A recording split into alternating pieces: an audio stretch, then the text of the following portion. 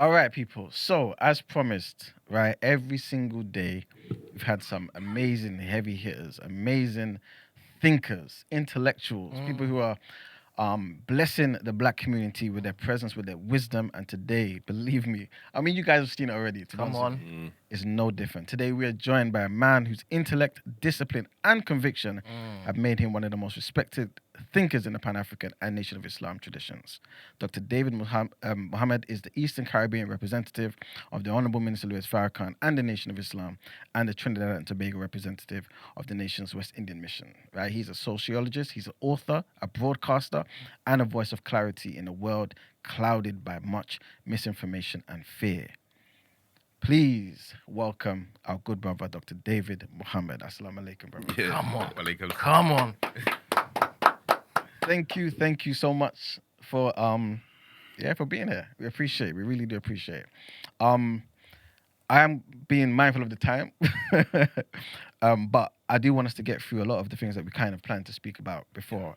You did touch, and this is the beauty of having the conversation just flow. You know what I'm saying? Yeah. But you did touch already on the Nation of Islam, and I mean, a lot of people who listen to this may not know about the Nation of Islam. A lot of the time, they pretty much just hear what I say, right? I don't think a week goes by without me mentioning the minister, you know what I'm saying? The Honorable Minister Louis Farrakhan, who I love so much, right? Man. But I would love for you to please tell the people what the Nation of Islam is, please. There's so much that could be said about that, but of course, the Nation of Islam was started in this manifestation in 1930 by Farad Muhammad, Master Farad Muhammad, July 4th, 1930. He met the Honorable Elijah Muhammad in 1931 and taught him for 3.5 years up to 1934. Then the Honorable Elijah Muhammad began to build the movement.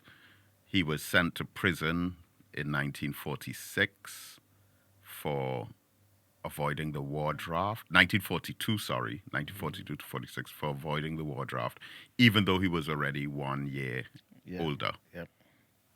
So the Honorable Elijah Muhammad was born in 1897, and he would have just crossed 45 years old in 1942. So he was sent to prison for avoiding the war draft.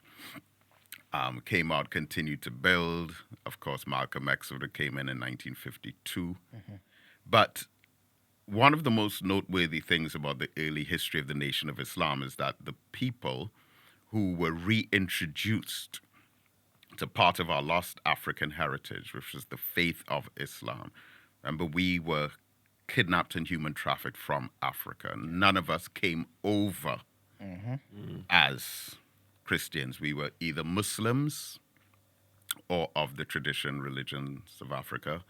We were Igbo, Yoruba, Hausa, Koromantin, Rada, Temne, Congo, Mandingo, Fulani, Asante, Wolof, and all these different nations were either Muslim or of these traditional African religions.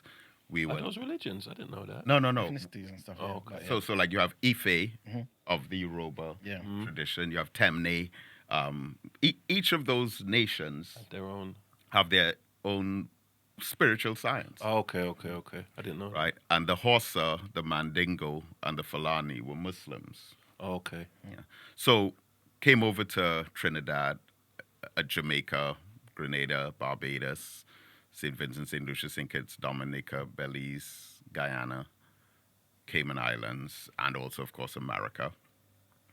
And denied the right to be Muslim. So the Honorable Elijah Muhammad reconnected us with Islam. But more noteworthy was that many of the people who came into the nation in the early 1930s would have been considered to be destitute in society. Homeless, drug addicts, living on the street, alcoholics, disenfranchised. And then after being taught a knowledge of self, within 1 or 2 generations, those same persons would now have children who were becoming doctors and lawyers and business owners, entrepreneurs. The Nation of Islam, again, just by poor people pooling their resources and the establishment of the 3-year economic program, purchased farmland, grew our own food, opened businesses, restaurants and bakeries. Transportation companies started to purchase property. Clothing companies, the Nation of Islam were the largest importers of frozen fish in all of the United States of America. You had the newspaper, the Muhammad Speaks, now the Final Call. And you had, the Nation of Islam in 1975 was valued at almost $1 billion. This is in the 1970s. Wow. With hundreds of thousands of members across the hemisphere. And then in 1975, the Honorable Elijah Muhammad departs, and his son, Imam Warithuddin, takes over the leadership of the Nation of Islam. And then Minister Louis Farrakhan starts again from scratch in 1977.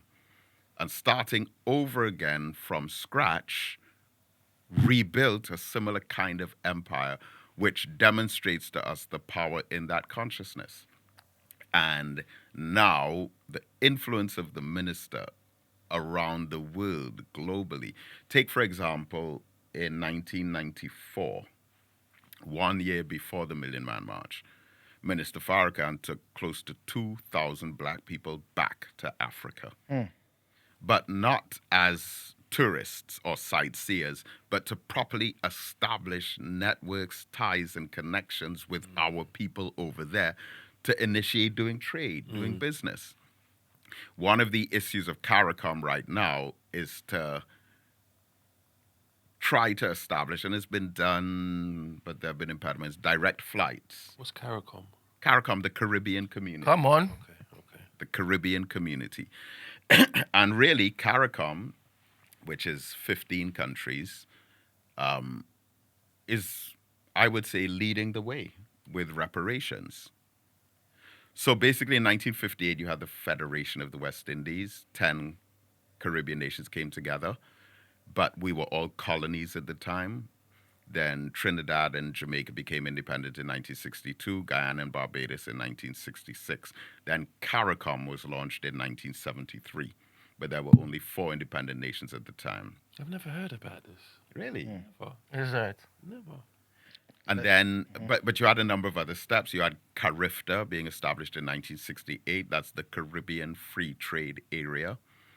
You had the OECS, the Organization of Eastern Caribbean States, in 1981, which are the smaller islands. But now, very importantly, we have the CSME, which is the CARICOM Single Market and Economy, where there are long-term objectives for the Caribbean to become almost borderless. Wow. Now, it was the Caribbean, all 15 heads of government on March the 11th, 2014, met in St. Vincent and the Grenadines under the auspices of Prime Minister Ralph Gonsalves and agreed to a 10-point plan of action for reparations, right? Which were, point number 1 was a full and formal apology. Point number 2 was repatriation, or that we must be given a passageway to return to Africa if we wish. 3, the establishment of cultural institutions. 4, an indigenous peoples program. Number 5, the public health crisis of African people, because we have literally been made sick by the kind of food cultures that we've adopted as a result of making contact with our European colonizers. 6, knowledge, African knowledge program. 7, psychological rehabilitation. 8, illiteracy eradication. 9, the transfer of technology. And 10, debt cancellation. So a lot of people, and right now the British parliamentarians, every time the issue of reparations comes up, all they think about is money. But there are 10 steps, 10 points, only one of which actually directly involves money, which is debt cancellation. So CARICOM has been leading the way with that, and it has been put to the governments of England, France, Spain, Portugal, and the Netherlands. and it's being discussed. It's under consideration. This was drafted by Professor Sir Hilary Beckles of the University of the West Indies in Barbados, and all heads of government agreed to it.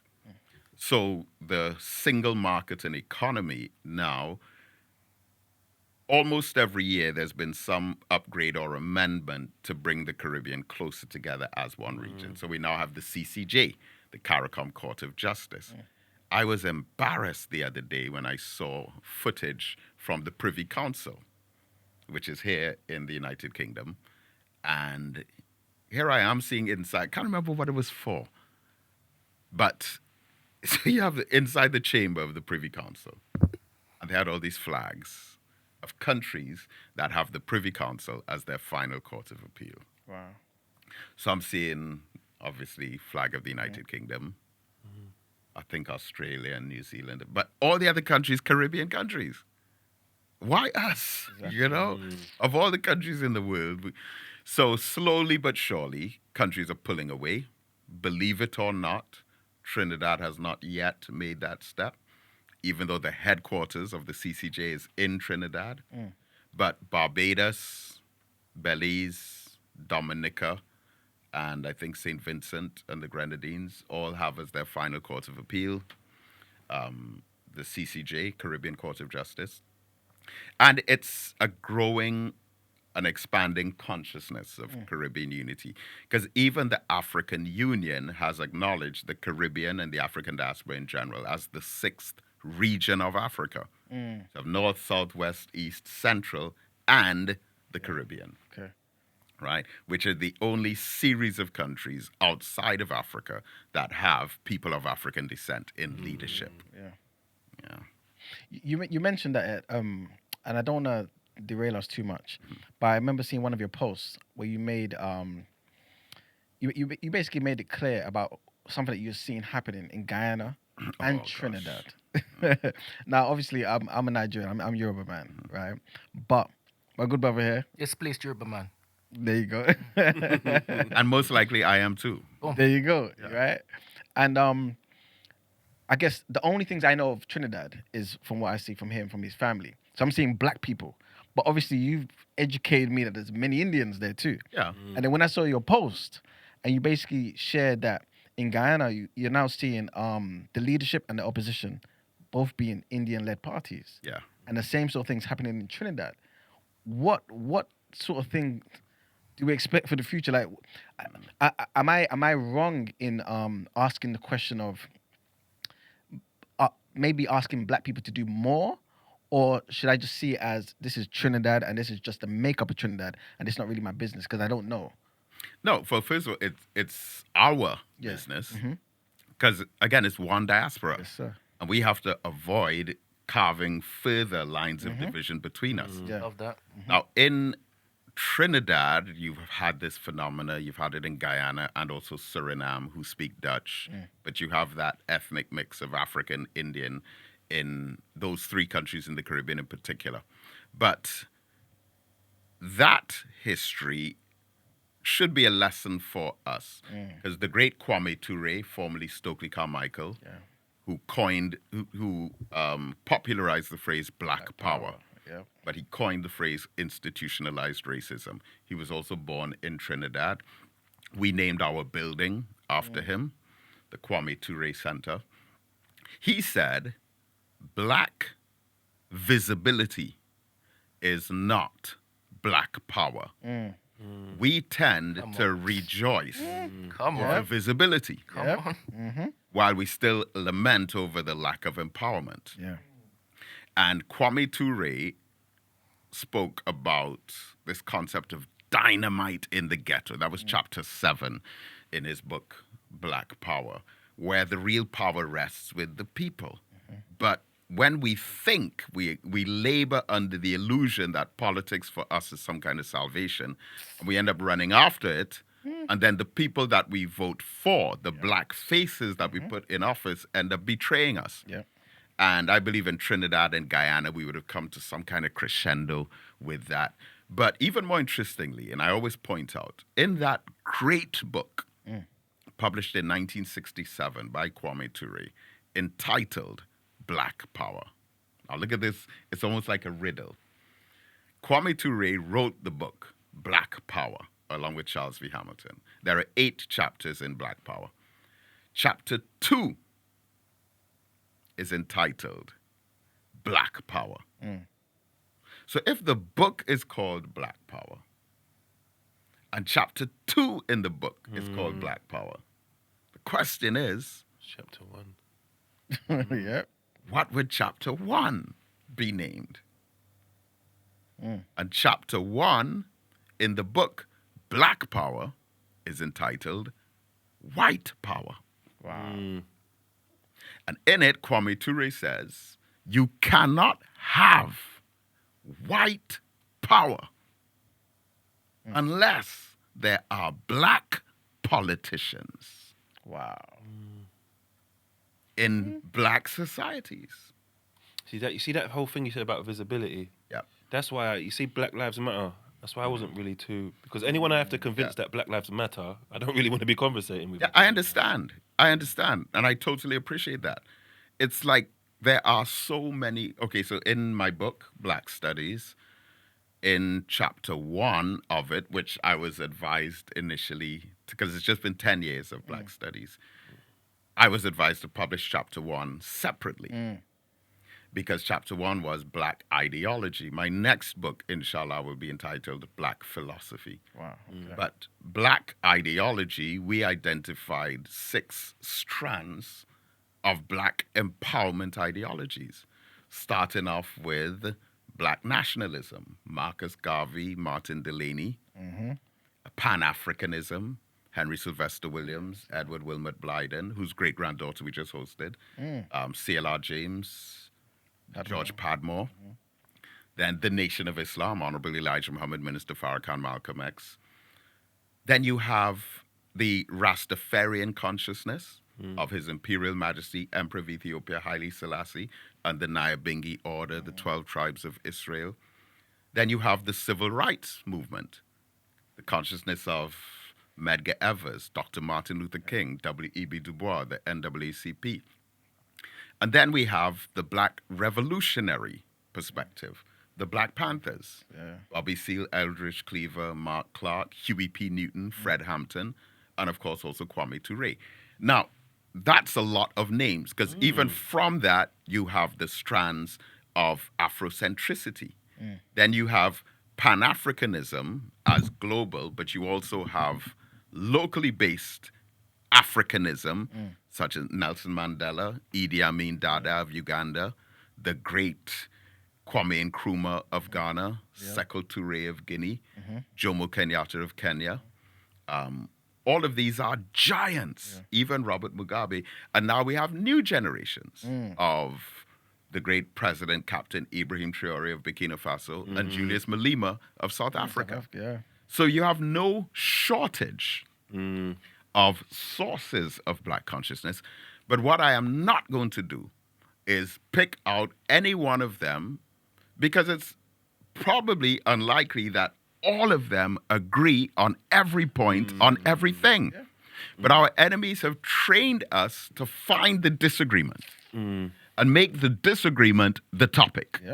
And then have us on this cycle going around in circles, not making any progress, which ends up in a downward spiral.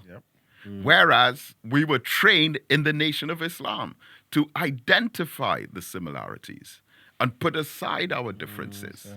So I might want to, you want to bring together fractions. You want to bring together a fourth, a quarter, and a third. And if I try to convince you we have to think on terms of thirds, we'll never agree. If you tell me we have to think on terms of quarters, we'll never agree. What do we have in common? Well, 4 goes into 12 3 times, and 3 goes into 12 4 times. So if we speak on terms of twelfths, then 1/3 plus 1/4 equals 7 twelfths.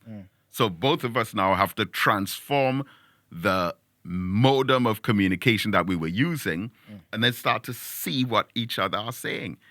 Like, look at London. The Black community in London, one, it's a community that I'm so proud to be a part of. and also to represent Trinidad in it, Come on. and by extension to represent the wider Caribbean in it. But I would go to Africa. Yeah. And in Africa, speak to my people about W.E.B. Du Bois. I visited the W.E.B. Du Bois Museum In Ghana. Ghana, Yeah. and the person who took me told the staff there that I was W.E.B. Du Bois' grandson because I was telling them about Yeah. W.E.B. Du Bois. So, but we're all connected. Mm. And right here, I mean, in the 90s, when I lived in London, most black people were Caribbean black people from Jamaica, mainly, and most black people from the continent were either from Ghana or Nigeria, mainly Nigeria. Now you have a whole lot of our people from Sudan, Somalia, Ethiopia, and South Africa, and even some of the French-speaking African territories. And you have black people, as a matter of fact, in the black community in England, Guyana has produced some of the most distinguished citizens. But you have black people now from Guyana, of course. You don't find a whole lot of Trinidadians, and there's a reason for that. But a lot of our people from St. Lucia, from Antigua, from Dominica, in between. So this black community in London is almost like a microcosm of the whole world of black people, because you can find representation from just about any country. Yeah. And that's how it was being in the Nation of Islam as well in the 1990s here. Yeah. It was like the world community of black people in one place, space. yeah. And then Minister Farrakhan would encourage us to keep connected with all of the different countries that we have family rooted in. And it's such a beautiful community to be a part of. But we have to think about solidifying it, bringing it together, rather than falling victim to the fragmentation. That's why my dad joined. It was the Black Unity. What was your reason for joining? I was interested in Islam in Trinidad. So there was a revolution in Trinidad, July 27th, 1990, where a group of Muslims overthrew the government. And at the time, I was, in the world, as they say. Years later, I went on to become very, very, very close with the leader of that revolution, whose son is part of our work in Trinidad. But even prior to that, I was interested in Islam. And then coming to London, I moved back to England in 1991, and I would have purchased 3 books at a bookstore in Notting Hill. One was African Survivals in Trinidad and Tobago by Dr. J.D. Elder. Second one was The Struggle is My Life by Nelson Mandela. And the third one was the autobiography of Malcolm X. Yeah. And I'm reading the autobiography of Malcolm X, and chapters 12, 13, and 14, I became so much more interested in Elijah Muhammad. I loved Malcolm X and still do love Malcolm X, but this man who made him who and what he was fascinated me. Yeah. And then I remember it was around that time as well, the whole hip hop scene. I would have first heard the name Farrakhan through Public Enemy. Yeah. But KRS-One, who would have been my favorite, in that song called Beef, where he said, read the book How to Eat to Live by Elijah Muhammad. It's a brown paperback for anybody, either white or black. And I searched for that book for a year. Searched for it. Yeah. Ironically, I purchased the book on a day that I came back from Trinidad on holiday. I read the book in one day and began practicing it immediately. Wow. Immediately. Wow. So I eat 1 meal a day. Still to this day, since then. I mean, you falter, Yeah. you slip every Yeah, now and then. of But course, under normal circumstances, under normal life, when I go to Jamaica, I like to have breakfast there. We eat a lot in Guyana. But, the norm is 1 meal a day. Yeah. And sometimes we're encouraged once a month to fast for 3 full days, no food at all, for 3 days. And it's such a beautiful experience. It's such a great experience. On Sunday, I just had the bean pie from the mosque.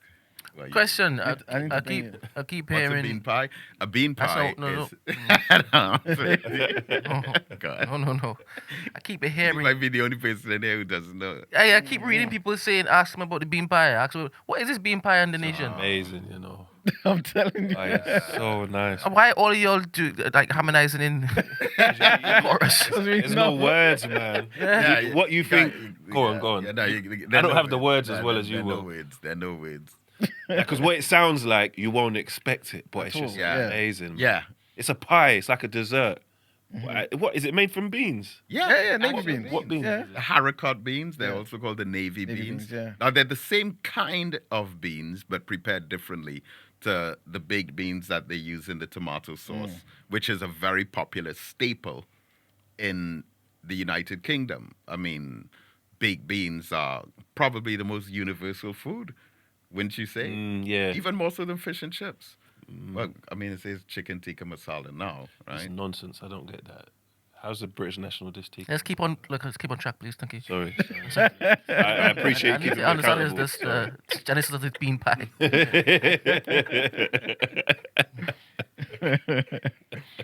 I'll bring Oh some my bean pie. goodness. I'll bring some. Because could you say it's like cheesecake a bit? Because it's got like the top layer's brown, inside's a bit lighter brown, and it's Yeah. got like a crust. Nice cross round. What it's soft, and then the crust is like hard, and it just compacts. Question: Yeah, you're. is everybody's bean pie the same, or are they different? recipes. No. They're not all the same. The recipe is somewhat standard, is universal, but but I'll tell you this. Now, the best bean pie I would have had, apart from my wife's, Yes. my wife's bean pie. You have to say that. top. I know she'd watch it. Yeah. But honestly, for me, I would say St. Croix or New York or Chicago, of course, but the Honorable Elijah Muhammad's son, his son, Ishmael Muhammad, he said that, and he said, don't tell anybody, but he said it in front of a group of people. So I'm counting on other people saying it, but he said Barbados Serious. was the best bean pie that he had. Mm. And it's up there. Yeah. Barbados, yeah, Nation of Islam, Barbados. Mm. Yeah, but I mean, and you feel home when you have it too. Yeah. It's so great. Well, don't worry, one of these days. That's what it looks like. Yeah, I'll bring one. This does look nice. It's nice, man, It is and nice. it's sweet. Like it's not. It's Yeah. proper nice. It don't taste like beans at all. Yeah, Yeah, you don't know exactly. how, You don't think but about yeah. beans at all. Yeah. All right. So you obviously mentioned about the minister taking 2,000 people. You said Yeah, it was back to the motherland. yeah. I feel as though many people don't know the minister to be a Pan-African. And I guess my thinking wasn't necessarily that until I saw you speak at one of the meetings in Brixton Yeah. earlier this year. If you don't mind, can you go into that and show the links Yeah. of the minister throughout Africa and the diaspora, please? All right. So, well, first of all, the concept of Pan-Africanism is a ideology that seeks to reconnect us with the history, heritage, and legacy of Africa sir. as an empowerment zone and cradle of civilization that gave birth to humanity, in addition to the genesis of science, mathematics, art, music, and philosophy. It all came out of Africa. Facts. The first towns, villages, cities, and civilizations were all in Africa. Yes, sir. The first universities, libraries, colleges, and learning centers were all in Africa. Yep. And in Africa, especially as Muslims, we lived as the world's highest expression of culture and civilization. There were no other human beings on earth, after all countries as we know them were already populated, that was above Africa in science, in learning, in technology. The city of Timbuktu remains known as a name that has been a center of learning for the whole world. Yeah. Scholars will travel from every part of the world to Timbuktu in Mali, a city ran and led by African Muslims. Yep. You had the hieroglyphics, the Mechaneta on the walls and the pyramids in Egypt. We built over 100 pyramids in Egypt and Sudan in a perfect north-south alignment between the North Pole and the North Star. We had underground buried civilizations dating back to 35,000 years in Ethiopia. And then we experienced the African Holocaust, where we were kidnapped and human trafficked, and we were the victims of these crimes against humanity. So Pan-Africanism would have began when we would have been taken out of Africa and initiated projects to reconnect us, go back to Africa, or link us ideologically with wherever we were from Africa. So if I'm in Europe, the Americas, the Caribbean, or Asia, as a Pan-Africanist, I would have as an objective to reconnect and reunite with our people who were also the victims through those historical links of being taken out of Africa. Now, the man who is seen largely as the pioneer of Pan-Africanism is the great Edward Wilmot Blyden. Edward Wilmot Blyden was born in the U.S. Virgin Islands. At the time, it was the Danish Virgin Islands, the island of St. Thomas. He became an ambassador to Liberia, and he would have initiated the Back to Africa movement with Sierra Leone. So a lot of our people, black people in the West, would have went either back to Liberia or Sierra Leone. He did some very interesting writings. Among them, he wrote a book entitled Christianity, Islam, and the Negro. And even though he was a Christian for his entire life, he even trained to become a pastor, he recommended Islam for black people. He said black people embracing Islam would re-empower them and break off those shackles of shame that Christianity would have enforced on us. But some decades later, right here in London, there was the first ever Pan-African conference. It was held July 23rd, 24th, and 25th in the year 1900 at Westminster Hall, Fulham Palace. And there were delegates, imagine, delegates from 30 different countries around the world. Before phones, before television, before the internet, before emails or computers, we were writing letters. Bringing 30, and it was started by a great Trinidadian by the name of Henry Sylvester Williams. So that was the world's first Pan-African conference. And then you've had, after that, what have been called Pan-African Congresses. Now, the fifth Pan-African Congress was held in the eighth Pan-African Congress was held in Manchester in 1945. W.E.B. Du Bois was the only person who attended both the first in 1900 and the eighth in 1945. But it was at that conference, the Pan-African Congress in Manchester, where Jomo Kenyatta was there. Kwame Nkrumah met George Padmore of Trinidad. George Padmore today is the most famous Trinidadian in West Africa. You know, not some of the other iconic figures that we've had. So a Pan-Africanist is anyone who believes in the reconnection, reintegration of African people in the diaspora and the continent. Now, Minister Louis Farrakhan has or is in leadership over communities of black people and has influence among black people almost everywhere where black people are. And again, I think for more than one reason that we are coming to the end of that kind of era.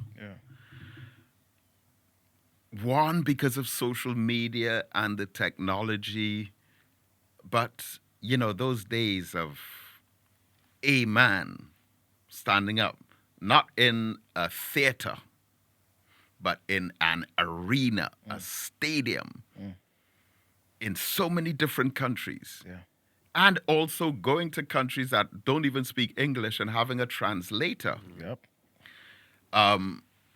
That level of outreach has been, I mean, it's been unmatched. I mean, you can't even, honestly, you can't even compare Minister Farrakhan's work to the work of anyone else except maybe the Honorable Elijah Muhammad or Marcus Garvey. That's it, yeah. But outside of that, there's no comparing and contrasting his work. And honestly, I see it as pathetic when people attempt to make comparisons. I don't get too caught up in it, But and I'd like to say with pride that what he inspired us to do in Trinidad, as well, is a testament of the kind of outreach, the great outreach that he's been able to achieve and is still doing. So you've asked, what's the correlation? I think she means between the nation and the bean pie. Well, it's seen as a Nation of Islam delicacy. I believe it goes back to the 1930s itself, where the sisters used to make them. And then over the years, there's been this kind of friendly rivalry between different parts of America and outside. Because the bean pie here in London is amazing. Oh, yeah, I thought he was going to say something wrong there. No, it's really good. It is. Yeah. It's really, really. That's all I had on Sunday. On Sunday, I had 2 bean pies, and that's all I had. Have you tried the blueberry? Yeah. I've had the blueberry one. Blueberry now. Telling you, Yeah, man. yeah. Yeah. And then there's also the bean soup. Yes. And I think there are probably more variations in the bean soup. Yeah. Yeah. Yeah. Because, I mean, well, first of all, my wife makes the best bean soup. That's right. So let's get that out of the way. But there's a sister here who had made bean soup with dumplings in it. Oh, I'm sold. Okay. I'm sold. I'm sold. And again, you have a lot of these. Some, I think it's more an American thing. They kind of blend it Okay. to make it homogenous. But, the alternative to that is to have it chunky with the carrots and the celery and the onions and garlic and the beans whole. Yeah. Rather than all blended up. But again, all the variations are really good. I don't know if this changes. Is Farrakhan allowed here? No, not physically, but What's the reason? How have they managed to do that and make it stick? Right. Well, it's really a peculiar kind of journey because the ban was lifted around 1998, 99, and then it was placed back on. The current mayor of London, Sadiq Khan, he was actually the attorney for the Nation of Islam. Back in the late 1990s. But the best person to speak to about that and the champion of that cause is my brother, Abdul Hakim Muhammad, who's the minister here in London and the representative of the Nation of Islam throughout Europe. Yeah. So I was his guest on Sunday because your dad Yeah. didn't go back. No, it was a different name, though. It's only today I learned that it's changed. Oh, well, he would have been known as Hillary. Hillary Mann. I actually knew him as Larry, Right. just like as I knew your dad as Carl. Yeah. And then a lot of the names were not changed, but again, because of the process, we started using our birth names a lot more. But yeah, he championed the cause, Abdul Hakim Muhammad, back then in the 1990s. I was actually in London for 3 months in 98 and in 99. And part of it around the whole Stephen Lawrence inquiry and so on as well. And it's an ongoing struggle as it stands now. And I mean, obviously, we know the inspirational value of the minister being present, but as it stands now in 2025, on terms of the message of the minister, it's in the minds and hearts of so many people in this population right here in the United Kingdom, and they cannot stop that. As a matter of fact, they would have sensationalized and promoted that indirectly, unintentionally, by all of the hype about it. But that, banning the minister's physical presence from England, has backfired on them. It's definitely backfired, because if the objective was for the population of England to not be exposed to his message, then that's backfired for sure. 100%. Prohibition don't work, does it? Are you just saying that because of the circles in which it is that you frequent? Because I don't know. I do believe that the majority of black people, if asked, do you know who such and such is, they might be like, yeah, I've heard of him. But I don't know if it is that they're consuming his messages and stuff. No, I think they most certainly are, because you have so many ideas that came out of the Nation of Islam that have formed parts of the foundational culture and traditions of black social life in the 21st century. I like that. By the fact that we call ourselves black, came from the Nation of Islam. Talk to me about that. But before you talk to me about that, because that's very interesting, right? We have a question here. Can we get clarification on the comment about Islam helping black people? Did the writer make distinctions between Islam and the NOI? And he also said the writer suggested that for black people, Islam would be better than Christianity. You suggested that, or you intimated that. Right. So that was Edward Wilmot Blyden. Yes, that writer, yes. Right. Pioneer of Pan-Africanism. You see, I'm very meticulous with words, and you included a word there that he did, better.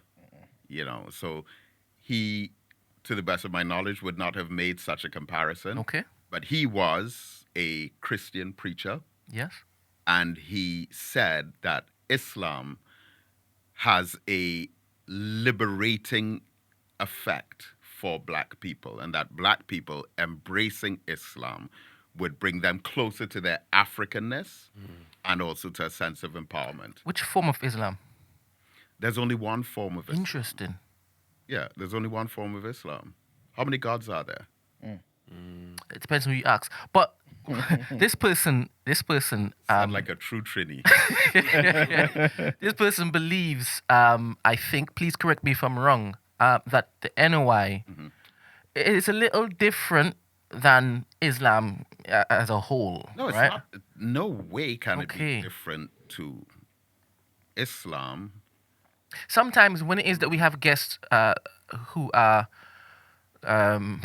Ramsey and this guy, how would you describe them? They're more mainstream Orthodox Sunni Islam. Okay. Yeah, so they always like to, and I'm glad you mentioned, because I was going to read this question and then add on a bit more to it. Because obviously people do like to make that distinction. I tell people Islam is Islam, right?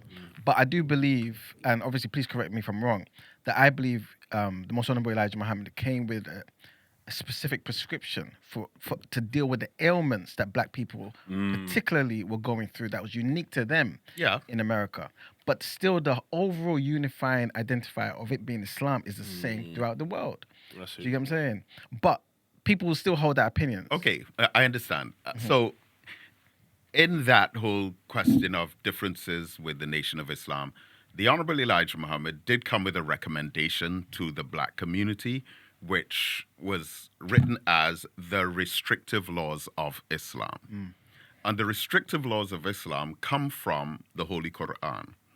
And the Honorable Elijah Muhammad stated as his objective that he would not rest until the Quran becomes the law by which all black people are governed by. My position in conversation with my Orthodox Muslim brothers or my Sunni Muslim brothers is that our law comes from the Quran. And for all Muslims, regardless of whether you're Sunni, Shiite, 7er, 12er, Ahmadiyya, Hanafi, Hanbali, Shafi, Maliki, regardless of your Islamic persuasion, the Quran is the highest law and authority for not some Muslims, but for all Muslims. And the Quran within it says that it is sufficient as a law. Now, in our discussions, we will put the Quran on the table. I say to any of the Orthodox Muslims, any who might be listening now, or any, my family, my brothers, my sisters, if you can show me anything in the Quran that we, the Nation of Islam, do not teach and follow, and that you do, I will leave the Nation of Islam and come and follow you. Bold statement, plain and simple. If you could show me from the Quran anything that the Nation of Islam does not represent or teach, I'll leave the nation and I'll come and follow you. But you know what normally comes out of conversations like that? Things that are not in the Quran, that due to ignorance, they think that, you know what, one of the first things that comes up? But you all only have one wife. And Muslims can have 4 wives. Okay, all right. Understood. What does the Quran say? It says a man can have 2 or 3 or 4 wives. But if you feel you cannot do justice by them, then one is better. This is God talking. Now, just hypothetical situation. If you're with God, and God says you can have an apple, an orange, a banana, or a mango. But a mango is better for you. And God tells you that. What would be your choice? Go. Are we going to say, go. are we going to say, well, you know, the orange has a higher concentration of vitamin C, and the apple has like potassium, you know, Banana also. Yeah, the banana has potassium also. No, if it's God talking, you're going to go with what God says. But really, and again, I want to just go through this very quickly. The most contentious issue, I think, with our Orthodox Muslim brothers and to any of our listeners who would probably be familiar with this debate, the whole question of, they tell us, it is said to us, the Nation of Islam, by some of our Muslim family, the statement, we've heard it hundreds of times, God cannot come in the person of a man. Now, let me try to address that in just over a minute or so, because if we're in a conversation and you as a Muslim tell me that God cannot come in the person of a man, you have already lost the argument after you've uttered the first 2 words. As soon as you say God cannot, you've already lost the argument. Because we see God as omnipotent, omnipresent. The Quran says all that's in the heavens and all that's in the earth declares the praise and glory of God. He's the mighty, the wise. He's the giver of life, the causer of death, causes the day to pass into the night to pass into the day. He's closer to us than our own life vein. He has power over all things, causes that which is in the heavens to come down on the earth, that which is on the earth to go up into the heavens. There's rain, which produces vegetation out of the plants. There's transpiration through the leaves, evaporation of the water, goes back up, forms clouds, comes right back down. You have this whole cycle. God is the author of everything in the universe. And you are in that universe, and you're saying he cannot, you've already lost. But I'll humor you to go beyond and just look at 3 simple parts of the Quran. 1, Surah 15, verse 26, and also Surah 2, verse 30. It speaks of God creating Adam. It says God created Adam from the elements of the earth, black mud fashioned into shape. And then, after God created Adam, it says, he, God, blew his spirit into Adam, and Adam became a living soul. Adam was not alive before God was in him. Adam was a man. If that is not God in a man, then what is? Interesting. In Surah 19, verse 17 in the Quran, Allah announces to Mary that she's going to give birth to a child, and Mary says, how can I give birth to a child when man has not yet touched me? She was a virgin. Then Allah said, this is easy for Allah to do. He simply decrees a matter by saying be, and it is. And then it says, God saying, and we send our spirit unto her in the form of a well-made man. God, his spirit being placed in the man. This is straight out the Quran. So how could you be a Muslim and say God cannot do exactly what the Quran is saying he has done? And some of it, part of the problem, I think, is that, and I know the whole slavery thing because many would like us to still be slaves, but there's this antagonistic view. There's this feeling that I must argue with the nation. I must argue with the Nation of Islam. I must try to prove the Nation of Islam wrong. And we become so zealous about doing that we end up contradicting the teachings of Islam itself. Surah 55, verse 27 in the Quran is talking about all the blessings, all the bounties from God. And then it's asking us, which of the bounties of your Lord will you deny? And then Surah 55, verse 27 says, and the person of your Lord shall endure forever. God as a person. Yeah. Surah 42, verse 51 in the Quran says, there are three ways that God talks to man. By sending a messenger, through revelation, and from behind a veil. But some have tried to limit that down to just one way. Yeah. Sending a messenger. And outside of God sending a messenger, it's as if God does not talk to us at all. But again, go back to what the Quran says itself.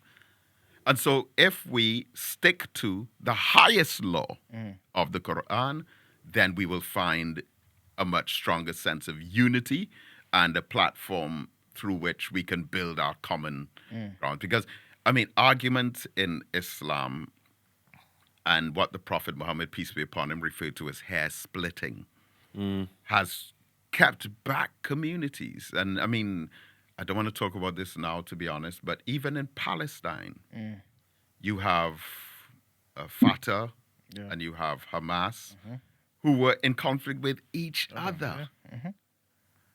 While the Israelis are committing genocide against both of them. Yep. Yeah. You have the Sunnis and the Shiites, Iran and Iraq. Pakistan fired missiles. It's insane. It's insane. And then even within some groups of Sunni Muslims or Orthodox Muslims, even Shiite Muslims, argument has taken such a precedent that it has weakened us while the enemy looks by and rejoices on us destroying each other. You're right, because he addressed it at the beginning as well. He said focus on the similarities and not the differences, and I think that kind of nips it all in the bud. Because as someone said it, I see people arguing in speakers' corner night and day, and I thought the premise of religion is peace and progression and stuff. Why is you lot arguing? What's the goal here? Question, Doctor, are you opposed to people questioning certain things that you say? I am opposed to persons not understanding and not questioning what I say. I'm a teacher by profession. I became a school teacher at age 19.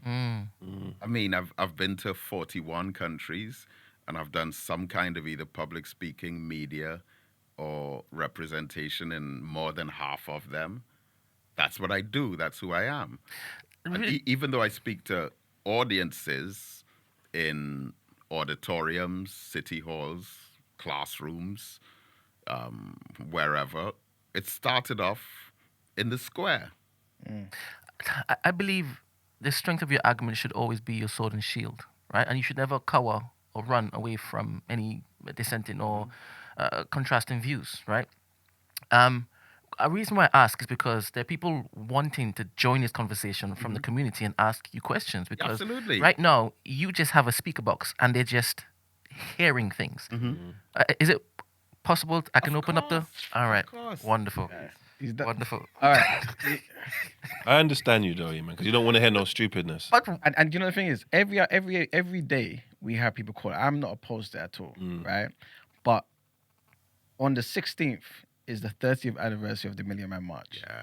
That's what I want us to talk about, and this is what Dr. David's been talking about in terms of unity. It's not a theological debate. You know what I'm saying, like, respectfully, people are not equipped to even have that discussion here. You know what I'm saying? Respectfully.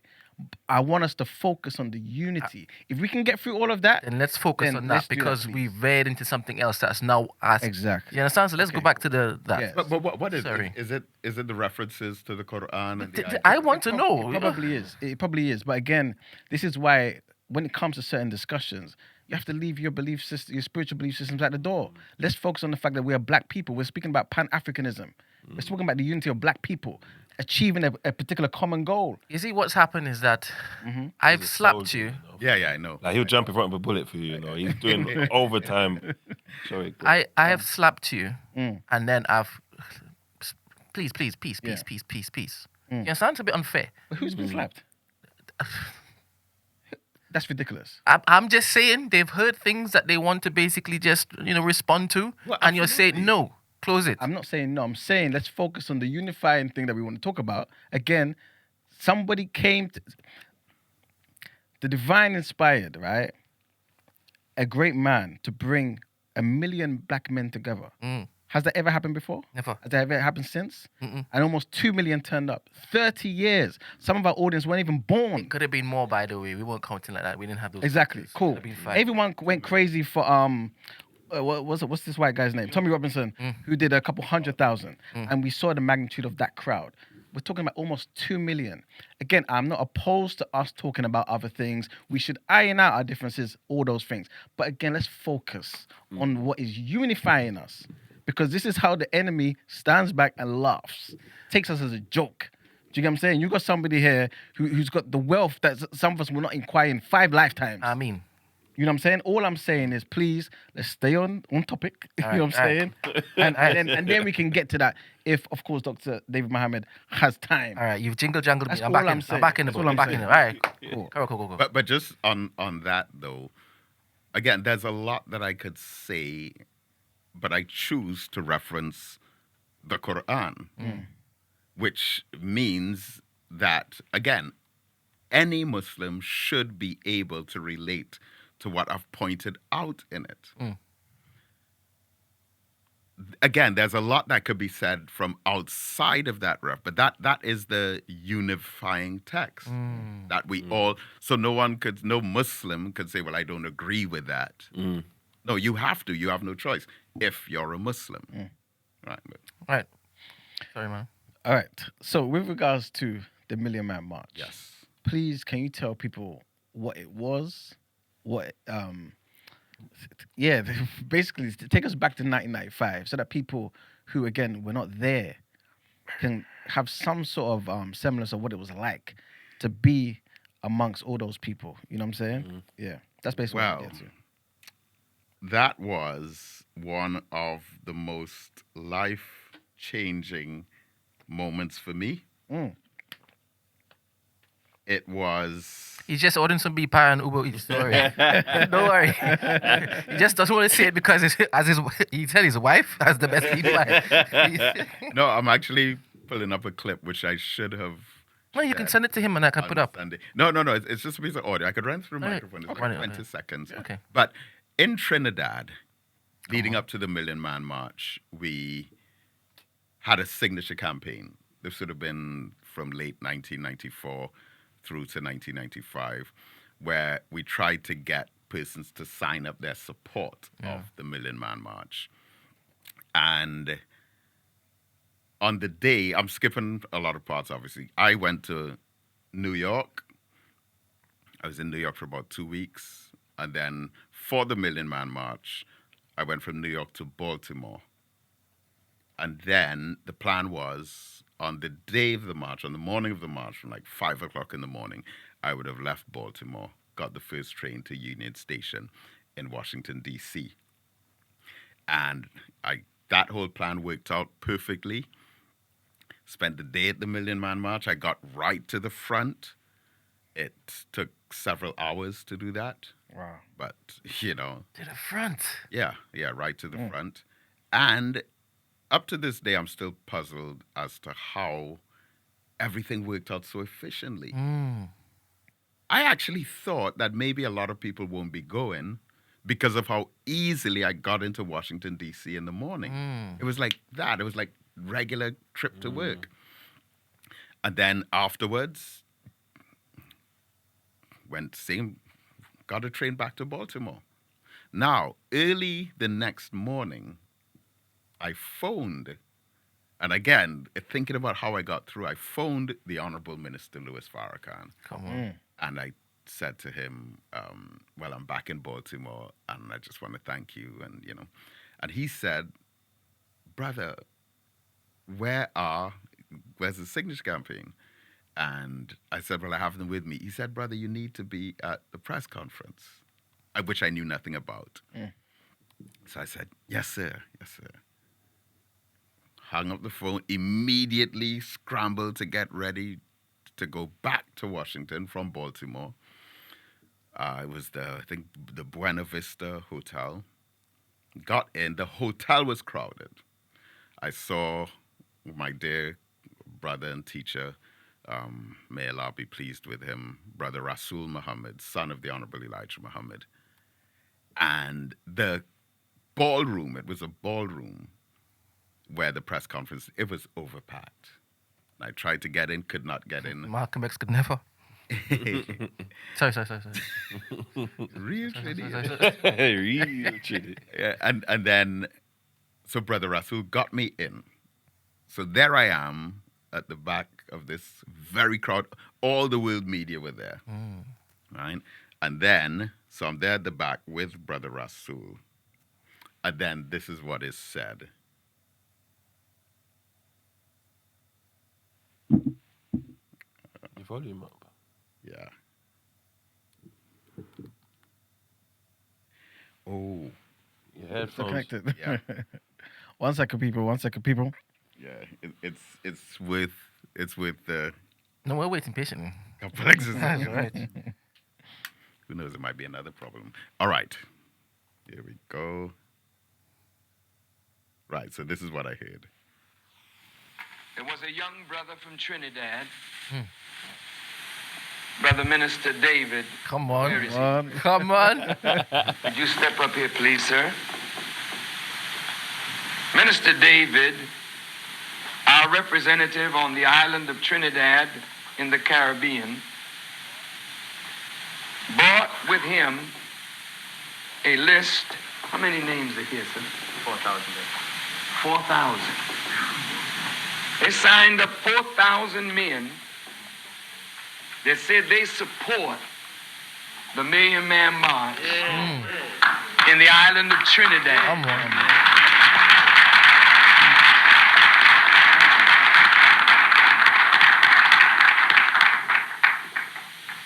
Brother David, we are grateful.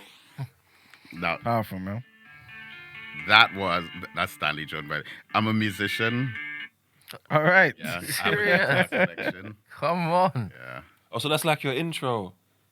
No, that was actually Stanley Jordan, but He said he wants your mixtape.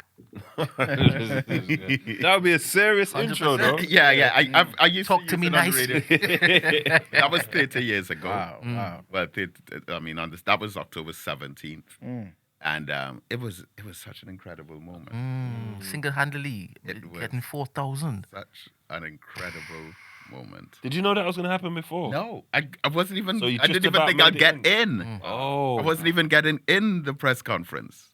And it was Brother Rasul that got me in. Wow. Because there were a whole lot of people outside who could not get in. Yeah. And I doubt very much that the minister saw me because I would have literally been squeezed through the door and I was at the back. And then, I'm thinking, what if I wasn't there? And, and I would have heard about, Minister Farrakhan mentioned Trinidad and the Million Man March. And I would have been like, seriously? But that was such a special moment. Beautiful. And it was similar to, so I left here in 1992 and started the work in Trinidad. And then I was invited to come up to meet Minister Farrakhan in person for his, imagine, I was a total stranger to him. We had spoken on the phone in July 93. for the first time. We had spoken a few times, and then he said to me that he's going to let me know how to come and see him soon. Okay. And then, probably with about 2 or 3 weeks' notice, he said he was going to St. Kitts. Now, again, I didn't know at the time. It was his 40th wedding anniversary. Wow. And that was back then. Yeah. Yeah. 1993. And imagine, here I am, just in 21, 22, and here, a total stranger brings me up to spend that intimate time with his family. And the next day, when we were parting company, he gave me cash, and he said, "Come up to Los Angeles." That was for the convention. Yeah. 3 weeks. It was 3 weeks after. And when I went up to Los Angeles, and imagine I was sitting next to Isaac Hayes. Wow. Right? The original Shaft. And we had a conversation for about 45 minutes before the event started. We were seated on the stage. Stevie Wonder was right there. Ice Cube, Does he know you were there? Terrible. Big up Ice Cube as well. 100%. Because when I went there, No, I'm still on that. oh, sorry. Yeah, Ice Cube has been my. He donated Ice Cube money when I KRS went. One. Oh, was it Ice Cube? When I went Saviour's Day, he Which donated one was money. that? 2007. 2007, yeah. I remember that specifically. Yeah. He's there very, very, very often. Martin Lawrence was right there. Wow. Rosie Perez, Johnny Gill was right there. Johnny Gill. Whew. Yeah. Well, it was Los Angeles. Yeah. You know, Yeah. and I mean, it was such an incredible experience. And that's the impact of the nation that nobody could basically take away from them.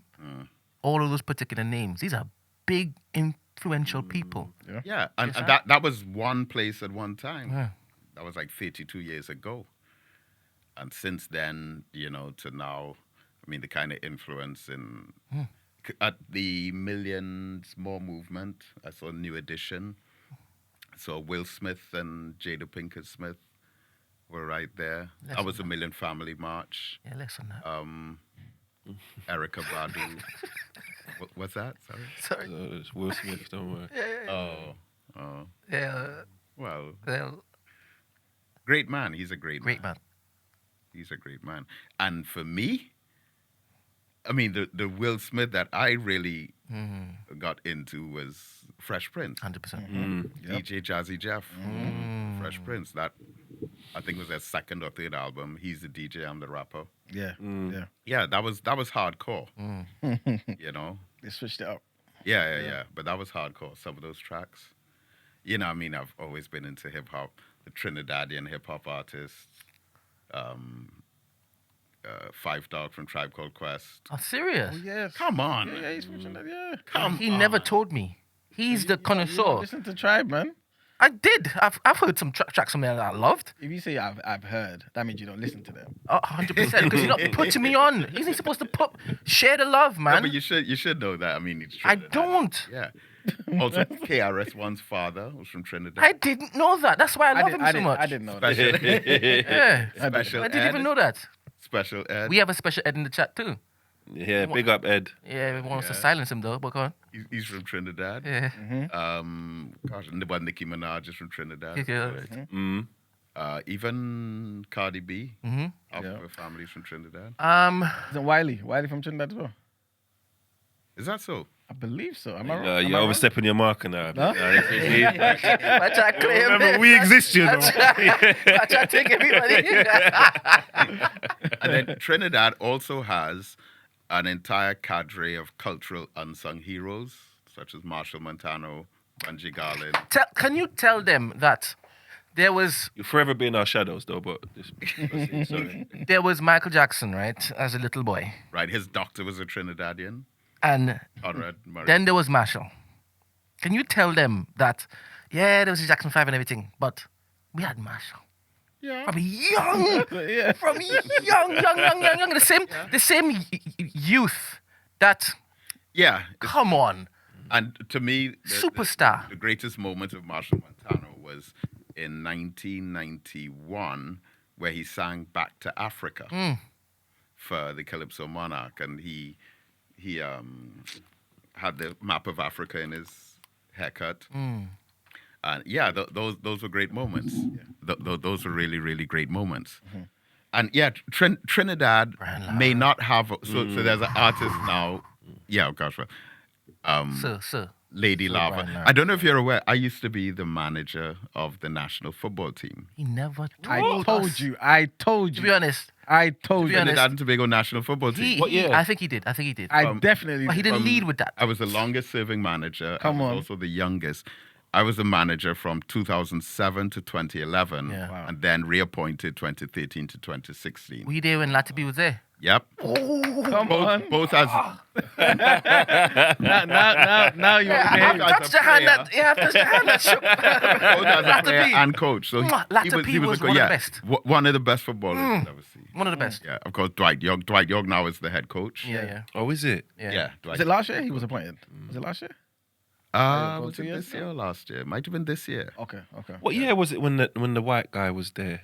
Do you remember there was a white guy and they made it to the World Cup? Yeah. He played with Dwight Yeah, York. that was By his grandparents. Chris Birchall. Yeah. That's it, Birchall. You wasn't Yeah. there. Was you there when he was there? Yeah. Oh, is Yeah, it? Yeah. Did you I pick him? came in. No. I'm the manager, not the coach. Oh. Come on. So like an Talk to him administrator. nice. There's a level. What's the Because in England, the manager's the coach. What's the... Yeah, in England they use the term manager to refer to, I guess, what we would describe as an expanded coaching capacity. But I was more of an administrator, responsible for okay. everything off the field. Right. But yeah, Dwight York was on my team, Russell Latapy, Dennis Lawrence, Jason Scotland, Stern John, who Check the played in a danger. number of our Latibi's Premier League in the area. clubs. Yeah. As top goal. He was the 5th top goal scorer of all time in international football. Oh wow. Right now he's dropped down to about 11th because both Messi and Ronaldo would have overtaken him along with some others. But yeah, he was 5th highest of all time. So he had I was 71 listening to goals. this the other day. They play a lot more international games now. That's why these records are being broken so much as well. Yeah. They didn't play as much back then when these other guys had the records. That's true. And even the person who had the record, I think his name was Al Dali from Iran. He had 109 games Oh. when Pele had 77. Oh, right. So Ronaldo right now is on somewhere approaching 120. Cristiano. Yeah, Yeah. Cristiano Ronaldo. I think so. He scored the most goals. Yeah, he also has the most goals. Yeah. Okay. I would. Quick question though, Doctor, right?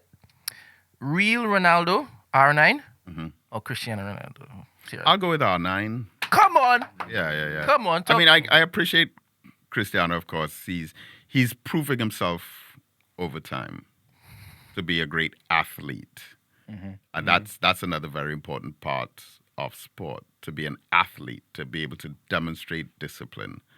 And, Cristiano has done that. I think he's one of the best athletes as a footballer. Yeah, you have to really work for it. I have no gripes with the Ronaldos. I put Ronaldo over Messi. That's all. But let me say something, if I may, now that football has come up on the table here. Latipi was better than all of them. Yes, he was. There you go. That's what he was about to say. I don't know about this guy. No, but so right now, the England national football team is, I think it's safe to say, is majority black now. But that has been a very long journey, and I am beginning to see a bias that no one is talking about. And I'll give 4 examples, I think. So when it comes to black players, if they don't maintain the highest standard, they're criticized and their careers attacked. When it comes to white players of equal status, but arguably lesser ability in some cases, there tends to be a different kind of perception of their careers. 4 examples. One, Marcus Rashford. Marcus Rashford is a very experienced international player, is still younger than many players. I think he's just 26 or 27 years old still. So many goals for England, so many international caps. But one bad game and he's ripped to shreds. And the move to Barcelona, where he scored a great double the other day, you hear all these attacks against him. And there's constant reference to how much money he makes. As a matter of fact, not even the back page, I think it was a front page story within the last few days, something about a £15 million mansion that he's building. The obsession is money. Raheem Sterling has probably contributed more to the England national team as a young player, just coming out of his teenage years, than so many others. They focused so heavily on his money, how much money he's making. Went from Liverpool to Man City to Chelsea, Chelsea to Arsenal, always talking about his money. Prior to those Euros, when England won about 2 or 3 games 1-0, he scored the one. I mean, you cannot equate the value of a player like that. One bad game, one little mishap, career threatened, career over. Ivan Toney. Ivan Toney goes to best penalty taker England ever had, probably. Ivan Toney goes to Saudi Arabia to play in the league there. All the talk is about his money. Oh, he went after the money. He's making so much money. And then you have Trent Alexander-Arnold. Same thing. Left Liverpool to go to Real Madrid. He's a traitor. Yeah. Right? And again, talking about the money. Now, when Harry Kane left Tottenham to go to Bayern Munich, it's all about his career advancement. It's all about conquering new things, winning trophies. Yeah. Never spoke about his money. Look at Jordan Henderson, who as a footballer probably cannot tie the shoelaces of many of those that I've mentioned. He's needed though. No, I'm not going to say no. I'm not going to say no. He goes to Saudi Arabia. Yeah. From Saudi Arabia goes to, I think it was Dutch League or something. Yeah, I think he's in, was it Ajax or something? Yeah. It's all about career moves and excellent. Never spoke about his money. Nonsense. It can't be about career moves. Never spoke about his money. I think you poked a hole in the theory with Henderson. Remove Ivan Toney though. And Betting allegations and that. Because you see, because even though I hear what you're saying, but I, as an Arsenal fan who's seen many of my players leave and go into other pastures to win things and stuff like that, I'm a bit scarred about this one. So Trent, I am as well, because the excuse that my players used when they left is they want to win things. He's won everything at Liverpool. Okay. And that's my only discrepancy. Right. No, I'm fine with that. But to me, there's so much of a consistent... You're on the money, 100%. 100%. I agree. There's so much of a consistent complaint almost about black players making money. Why is the focus there? You know, and quoting the figures in such a kind of snaring way. You know, and even, again, when it comes to the England national team, I listen, I don't say anything, but, you know, so the right side is locked down with Saka. Kyle. Talk to him. So on the left side, so you have a little toss up there. But the way they'll say, Gordon was amazing. But you have Eze, you know, and you even have Rashford, who's capable there. Eze's not a... That's exactly going to, because they're going to say he plays in the 10. Yeah. Right. Well, But shoot. even Madueke, Shoot who's him in. injured right now. But, okay, this one who came in recently, Elliot Anderson. One Who's he good game, forward? and he's the new hope for England. That's silly, gullible English. Do you know what I mean, though? And I think the money thing's a bit of jealousy. Yeah. I think it's a bit But it's almost as if he should not be making that kind of money. Yeah. And look at, so Lenny Henry recently said, on terms of reparations, he said black people should get $18 trillion in reparations. That is a symbolic statement. You cannot compensate a people who you have human trafficked, kidnapped, raped, dehumanized, mass murdered, and robbed them of their identity. Yeah. There's no calculation for those kinds of crimes. So that's a symbolic figure. Okay, I don't even know if the British economy has 18 trillion pounds. So he says that, and they now are so disrespectfully attempting to dismantle the argument by critically analyzing it from an accounting point of view. But again, it goes back to this whole narrative, and you even hear some laugh about it. when at the same time you dare not have that kind of attitude or sentiment about the Jewish Holocaust. And did you know that it's a crime, as in you can go to jail in 17 countries right now for the crime of Holocaust denial? Wow. It's a crime. You can go to jail. In Germany, France, Italy, Spain, Portugal, Denmark, Belgium, Hungary, Israel, of course, and about 8 other countries. And what do you think the crime of Holocaust denial entails? Holocaust denial as a crime is not to say... Hate speech, is it, or something? Not even that. It's not to say the Holocaust did not happen. There are 3 criteria for the crime of Holocaust denial. The scale of it. 1, to suggest that the death toll was significantly less than 6 million. So, for example, if you say, well, it was just like 1.5 million who died, it wasn't 6. If that's your view, you are a criminal. That's And you insane. can't go to jail. Wow. 2, if you suggest that the objective of the Holocaust was deportation and not extermination. If that's your view, well, they want the Jews and the economy and they had these issues, so they were trying to get rid of them. If that's your opinion, you're a criminal. You can go to jail for up to 8 years in some countries. Greece is one of them as well. And third, which is the trickiest, if you wish we could talk about this one off air, if you suggest that gas chambers were not used in the annihilation process, if that's your view, then you're a criminal. You can go to jail. Meanwhile, they're making mockery of what happened to us with the African Holocaust. And just dismissing it, saying, get over it. Sorry, who's making mockery? You said You hear it all the time. who by whom's? Because we were just focusing on a different community just now, and it kind of sounded as though you were suggesting that they, the same community that we were just comparing. No. All right, just- no. So who? I would say conservative politicians All right. in the UK, especially those who say that Great Britain should be credited for ending the slave trade, which is, it's a disgusting thought, It's a lie, too. you know.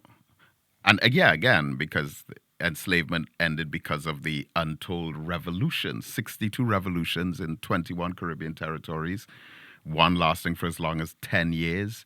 You had slave uprisings in Cuba and Jamaica that lasted for as long as 10 full years. You know, Trinidad had none, believe it or not. Because you weren't there. Tobago had 4, you know, but that is what would have really put pressure on those who are in a decision-making capacity. Yeah. All right. We're going to play a video. Which one should I play, Manuel? The one that's not Dr. David. Thank you Basically about reparations. so far. Amazing. Thank you very much. Yeah, and man. we kind of like to focus on like us and our plight as opposed to just kind of focusing on other communities and whatnot. So it's always good when it is that you can share insights, but we won't look to delve too much into it. Because also mindful that we get kind of shut down and stuff if we start doing certain things and talking about certain things, yeah? It's happened to us a couple of times. Yeah. All right, so which one? All right, so it's the one with the MP, Bell Ribeiro Addy. Okay. Yes. So basically, the only reason why I bring this up, no, it's not this one. Yep. It's because you mentioned reparations. And obviously that being a conversation that's happening right now because of Lady Henry and things of that nature. I believe MP Bell Ribeiro Addy, who I'm trying to get on the show, by the way. Bell, if you're watching, please, on the show, please, right? She maybe a couple times now, she's at least spoken in Parliament about this. Yeah. Right? I would have seen. Yeah, exactly. So big up her, right? But she had this conversation here. I only saw parts of it. But because you mentioned reparations, I wanted to get your view on this take, basically. All right. Sorry. Oh, yes. You may need your headphones behind you.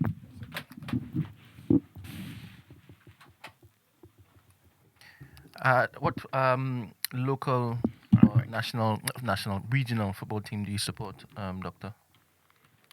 Premier League, Yes. Arsenal. It only makes sense, isn't it?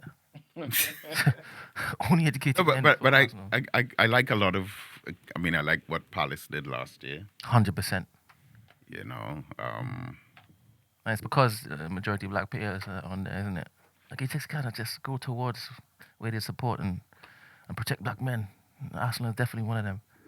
Sometimes to the detriment. It's too much. Too much. presumptuous, but well, it's fine. All right, cool. Reparations was just about money, it wouldn't make a difference. There is no point in paying countries large sums of money when we haven't broken down all the very unequal structures that we have in the world. The most important thing about the debate now is, whilst some people are not happy with us even having discussions on it, it is very much not a fringe one anymore. There were times when it was like, this is absolutely ridiculous, why are you having this conversation? And the fact that the African Union and CARICOM have come in so heavy on it as well shows that it's not a subject that can be ignored, regardless of where people want to take it to. And I hope that people are moving away from this idea of it being solely about money. If reparations was just about money, it wouldn't make a difference. There is no point in paying countries large sums of money when we haven't broken down all the very unequal structures that we have in the world. You heard a lot of African nations at the UN speaking about the fact that African and Caribbean countries make up the majority of the world, and they still don't have a permanent seat on the UN Security Council. That makes the UN in some ways almost irrelevant. How can they be legitimate in that way? So it's talking about power structures. It's talking about the issues with the environment, the fact that so many within the global south are not the major emitters but are suffering the consequences of it. And actually thinking, I think, more critically about other ways in which we can go about reparations. It doesn't mean no money would ever be paid at all, but it is about total repair and repairing the inequalities that were brought about by the enslavement and colonialism. Reparations is one of those things where, because the UK can be so myopic and obsessed with Farage and like 5 different things, but a lot of the debate. That's good. All right, cool. So, yes, Dr. David, please, what are your thoughts on what the MPs just said? Well, I appreciate her interest in the matter, and I admire any of those like Clive Lewis, Nadia Witome, David Lammy, and others who would have raised the matter. It's the kind of response that could have extracted out of it some isolated statements, like as if to suggest we don't need reparations should not be sent. So I think once we look past that, she has some very powerful ideas. And she's in a very important position to share those views. I think when it comes to the United Kingdom, a certain amount of pressure is absolutely necessary. And I'll give some examples. So there have been some recent developments that have been very important. Starting with just before the pandemic, 2019, University of Glasgow in Scotland, where I went to recently, announced that they were going to pay either 20 million or 200 million British pounds in reparations for enslavement, because through them doing their own research, they determined that they became a successful educational institution from the profits of the slave trade. They had agreed to channel these payments through services through the University of the West Indies. And that was like a breakthrough moment. That was 2019. Then in 2022, you had the chairman of Digicel, Dennis O'Leary, announcing that the Digicel phone company is beginning a campaign to offer some kind of reparations to black people for what happened during slavery. Then you had the Trevelyan family, as we mentioned earlier, giving a symbolic payment to Grenada. You had Member of Parliament for South Dorset Richard Drax and his family in conversations with Barbados. Then on January the 10th, 2023, the Anglican Church, or the Church of England, under then leader, who was forced to resign now, then leader, Archbishop Justin Welby, Archbishop of Canterbury. Now, hear this one. He announced January 10th, 2023, that the Anglican Church was going to pay £10 million in reparations. Then it was suggested that he needs to revise that figure. The Anglican Church revised the figure and said, okay, we're amending the figure. It's not 10 million, but it's 100 million. Then the Guardian newspaper had issued an editorial, again, all this is 2023, pointing out that even they themselves, as a media corporation, historically benefited from enslavement. And then you saw the major turning point, or a major turning point, which was April the 6th, 2023. King Charles announced that he would put together a commission to determine the royal family's impact on the slave trade, or to what extent they would have benefited. And he said that this committee would be carrying out its research over a 3-year period, which would take us to next year. But I doubt very much that King Charles would have made such a declaration were it not for the pressure that would have come. Do you remember the incident that took place at Buckingham Palace with our beloved sister? Yes. And, you know, the touching of her hair. Yep. Mm-hmm. Right. So that brought into, I think, Lady Susan Hussey, that would have brought into focus a lot of these kinds of moments as well. And each one builds on the other. All right? But the call for reparations has been a silent voice for so long. And now we have the government of the Netherlands.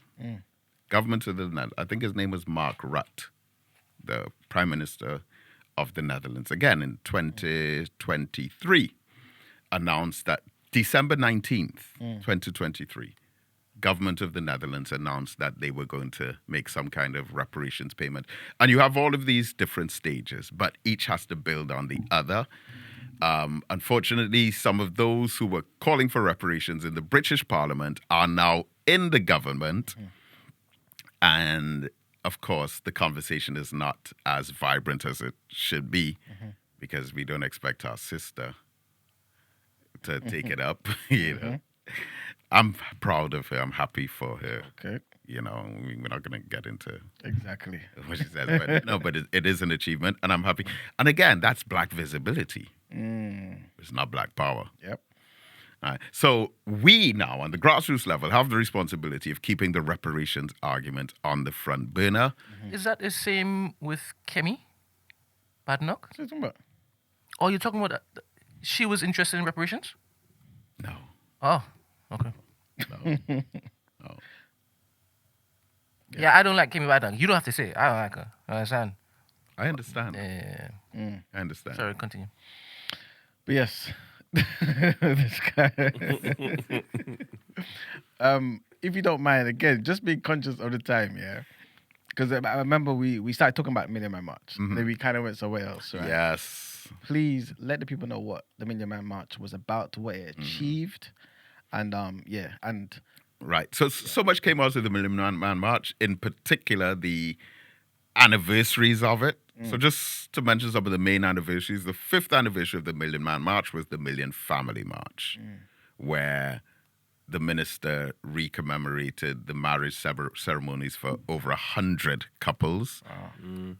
The 10th anniversary, which I was at as well, the Millions More movement.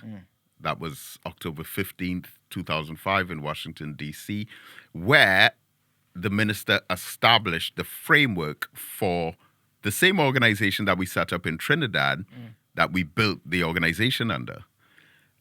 So the minister set up 9 ministries. Okay. And he said that in our communities, we need to establish on the organizational level these 9 subgroups or committees or action groups and have us all work together. They were health and human services, agriculture, education, security or defense, arts and culture, business or trade and commerce, justice, information, and science and technology. And many organizations have been set up with that foundation of those 9 ministries, including the Black Agenda Project in Trinidad. Come on. And then you had the 19th anniversary of the Million Man March, which was held in Jamaica, which I was at also. As a matter of fact, I was one of the opening speakers for that one. I was also one of the opening speakers for the 2017 anniversary of the Million Man March, which was in New Jersey. Okay. Were there any UFOs present at the Million Man March? It's very difficult to say that they were. It's okay. It's okay. It's very difficult to say that they. You mentioned Were? science and technology, right? Yeah. And that would Yeah. involve the yeah. Yeah. Well, I could give you overwhelming facts, proof, and evidence. on the I'm already existence converted. I believe. of what they call UFOs, and even within the last couple of years, there's been some heavy evidence. Yeah. But to me, some of the stronger and more compelling evidence goes back to the 1950s Yeah. and 1940s, before there were these technologies. But with the Million Man March itself, the main takeaway, or a main takeaway from it, was the 8 steps of atonement, where Minister Farrakhan said we must come together in our communities and have mediation, reconciliation, and the ensuring that we create an environment of peace, which was established in the Million Family March Bill of Rights. The 8 steps of atonement were first, and this is a foolproof solution to solving any conflict between our peoples. Wow. Step 1 was to point out the wrong. Step 2 was to acknowledge the wrong. Step 3 was to confess the wrong. Step 4 was to repent. Step 5 was to atone. Step 6 was to forgive. Step 7 was to reconcile. And then step 8 was to unite. But unite on a spiritual level, perfect union with God. And really, if we try to interject any of those steps in a conflict without the sequence, then it creates a fertile ground for the possibility of that conflict reoccurring again. So that's why it must start off with the first 2 steps, pointing out the wrong and acknowledging the wrong. Many times, wrong is pointed out, but it's not acknowledged, it's defended, it's pretended that it didn't happen, or we excuse it. And then we confess and we repent. And then stage 5 is atonement itself, where we begin the process of restoration. But then when reconciliation comes, that is within the spirit of reparation. So if I did you wrong and you forgive me and I say that I'm sorry, that is good. But in order to properly guarantee that this conflict would not reoccur again in the future, I have to compensate for what was done wrong. And this is why there are 3 forms of justice. You have retributive justice, which is when you punish the offender. You have restorative justice, which is when you compensate the victim. But the most important is distributive justice, where you ensure that there's a system in place where no one becomes a victim of any kind of injustice from the beginning. And it goes back to that idea of the art of war. So many different versions of the art of war by Sun Tzu, but in this audio summary, it talks about the 3 doctors. And that the first doctor was so famous, his name got all around the world because he would open hearts, do surgery, sew together limbs, and he was very famous. His name got all around the world. The second doctor his name got all around the country, where he'll do massages and different therapies, and he'll heal your sickness. But the third doctor was the least popular, but the best at his profession, because he was the one who was able to keep the patient in a state of perpetual health without suffering from those ailments. Yeah. But that's the one of whom there'll be the least sensationalism, right? And those are the kinds of healers that we need in our community. We should not have to have a stabbing or a shooting and then step in to mediate it. We have to be able to be peacekeepers in addition to being able to restore peace in our communities. Thank you for that. As promised to the chat, if there's anybody, of course, if you don't mind, Dr. David. Absolutely. That wants to call up the Discord and ask some questions, please do so. The Discord is open. And yes, man, we open it up for you guys to ask any questions. Please be mindful of what we're talking about, please. Yeah, that's what I'm going to say. All right. That's what I'm going to say. Make sure it's something that's productive. No disrespect. Just make sure it's something productive. And in the same spirit of unifying. Like that. Well, if I've started with the UFOs, then I don't know if it is that's productive. Is that productive? So I'm a believer, right? But I always wanted to know exactly who were in the UFOs. And he says it's black men. Is that correct? I would say that is correct. Obviously, I wouldn't have seen inside them myself. But I'll give you one case study. February 25th, 1942. The Battle of Los Angeles, it was called. Okay. Now, I'm sure all of us would have seen the Men in Black movie, where, remember, Will Smith and Tommy Lee Jones had this flashing object that erases your memory. Was it 1942? 42, yeah. Yeah. February 25th. February 25th, 1940. 24th into the 25th, 1942. Oh, yeah, Battle of Los Angeles.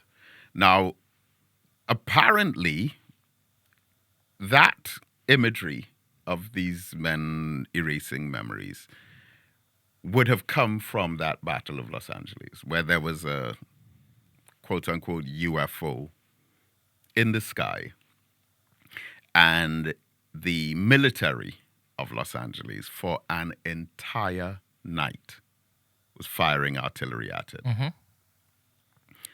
It wasn't hit, stayed right there. So much artillery was fired that there was millions of dollars of damage on the buildings, because the artillery that was shot up fell right back down, damaged so much of the buildings. But FBI agents went around to all the residents, literally threatening them and saying, what happened last night cannot be discussed. Obviously we have your details. And something similar to, I wouldn't bring this up, but something similar to apparently what one of the news reports said about what happened in Palestine yesterday. That the families of the Palestinian hostages that they called prisoners were told by the military not to celebrate. So while we looked at all the news of the Israeli hostages being returned, all the hugs and the kisses and the celebration and the people gathered in the square, the Palestinians were told, when your hostages come back, you cannot celebrate. And they had tear gas on standby. Wow. Yeah. So that kind of military threat, so apparently that took place in Los Angeles. Now, there are photographs of it, because you have all the high beams that were focusing on some very iconic imagery. But it wasn't until several years later that statements were given by the military. But you issue these statements at a time where eyewitnesses would not challenge it, because it's been so many years later, and people know what they saw the night before. As a matter of fact, Walt Disney's compound was protected by the military, because they felt that somehow it was under threat. They later came up with theories about it was an attack from Japan, and It was nerves on the part of the American military that started shooting. And you have, and I published this in my book as well, Black Studies, you have so many similar cases, similar episodes of issues that are swept under the rug. But again, through the Freedom of Information Act, you have hundreds and hundreds of pages of confirmed, documented reports on the sighting of these objects, of which they know very little about the technology of. And in 1942, the Honorable Elijah Muhammad was actually teaching on this subject. And around the time when he was arrested, the FBI confiscated drawings. He actually had a board with diagrams of it, and he was teaching a lesson on it, and the FBI confiscated the lesson, as far back as 1942. So, it's a topic that I've dealt with exclusively on a few occasions over the years, but there's tremendous, overwhelming evidence. And there are some books as well, like The Great UFO Cover-Up, I think that's by Jonathan Good, and a few others that have really condensed a lot of the information as well. And it's out there and it's amazing. Okay, so speak to the black men being in the UFOs. Right. So the Honorable Elijah Muhammad suggested that the knowledge of technology of all of these types of craft, that we tend to have stereotypical views that the highest levels of technology always come out of European society. And the Honorable Elijah Muhammad had mentioned that it is black men who are actually in mastery of this kind of technology. And there's not a whole lot that I could say beyond that, except, though, on very rare occasions, especially with young people, when you look at the kind of innovative, scientific, technological breakthroughs in Africa, and the kinds of inventions that are coming out from communities that appear to be in the type of poverty that we've seen as synonymous with Western depressed communities. The kinds of technologies there are incredible. There was one short video that I saw recently about China with train tracks literally running through buildings, suspended in the air. Things that you'll think might happen in Western Europe in about 50 or 60 years from now.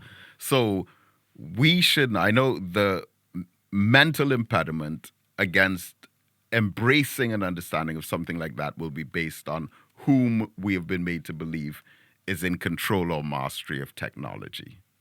And we know that from the beginning of civilization, that has not been Europe. Wonderful. Thank you very much. One question. What do you think's in Antarctica? Don't you enjoy talking about things like that? Like these? Yeah, I do. But that's not on camera. So I know this Apple podcast series, Theories of the Third Kind. Okay. Where, I've seen that. They explore some very heavy topics like that. Antarctica. I mean, there's so much. You see, that's the thing about science.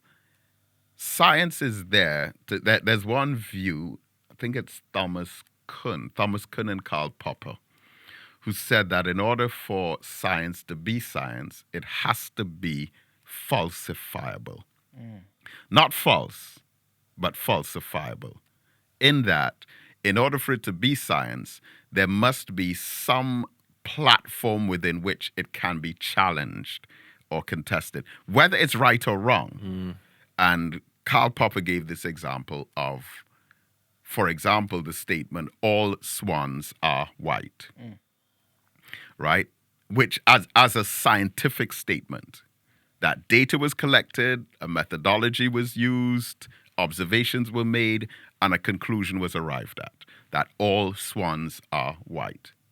But it's still falsifiable because as soon as you see one black swan, then the hypothesis has been dismantled.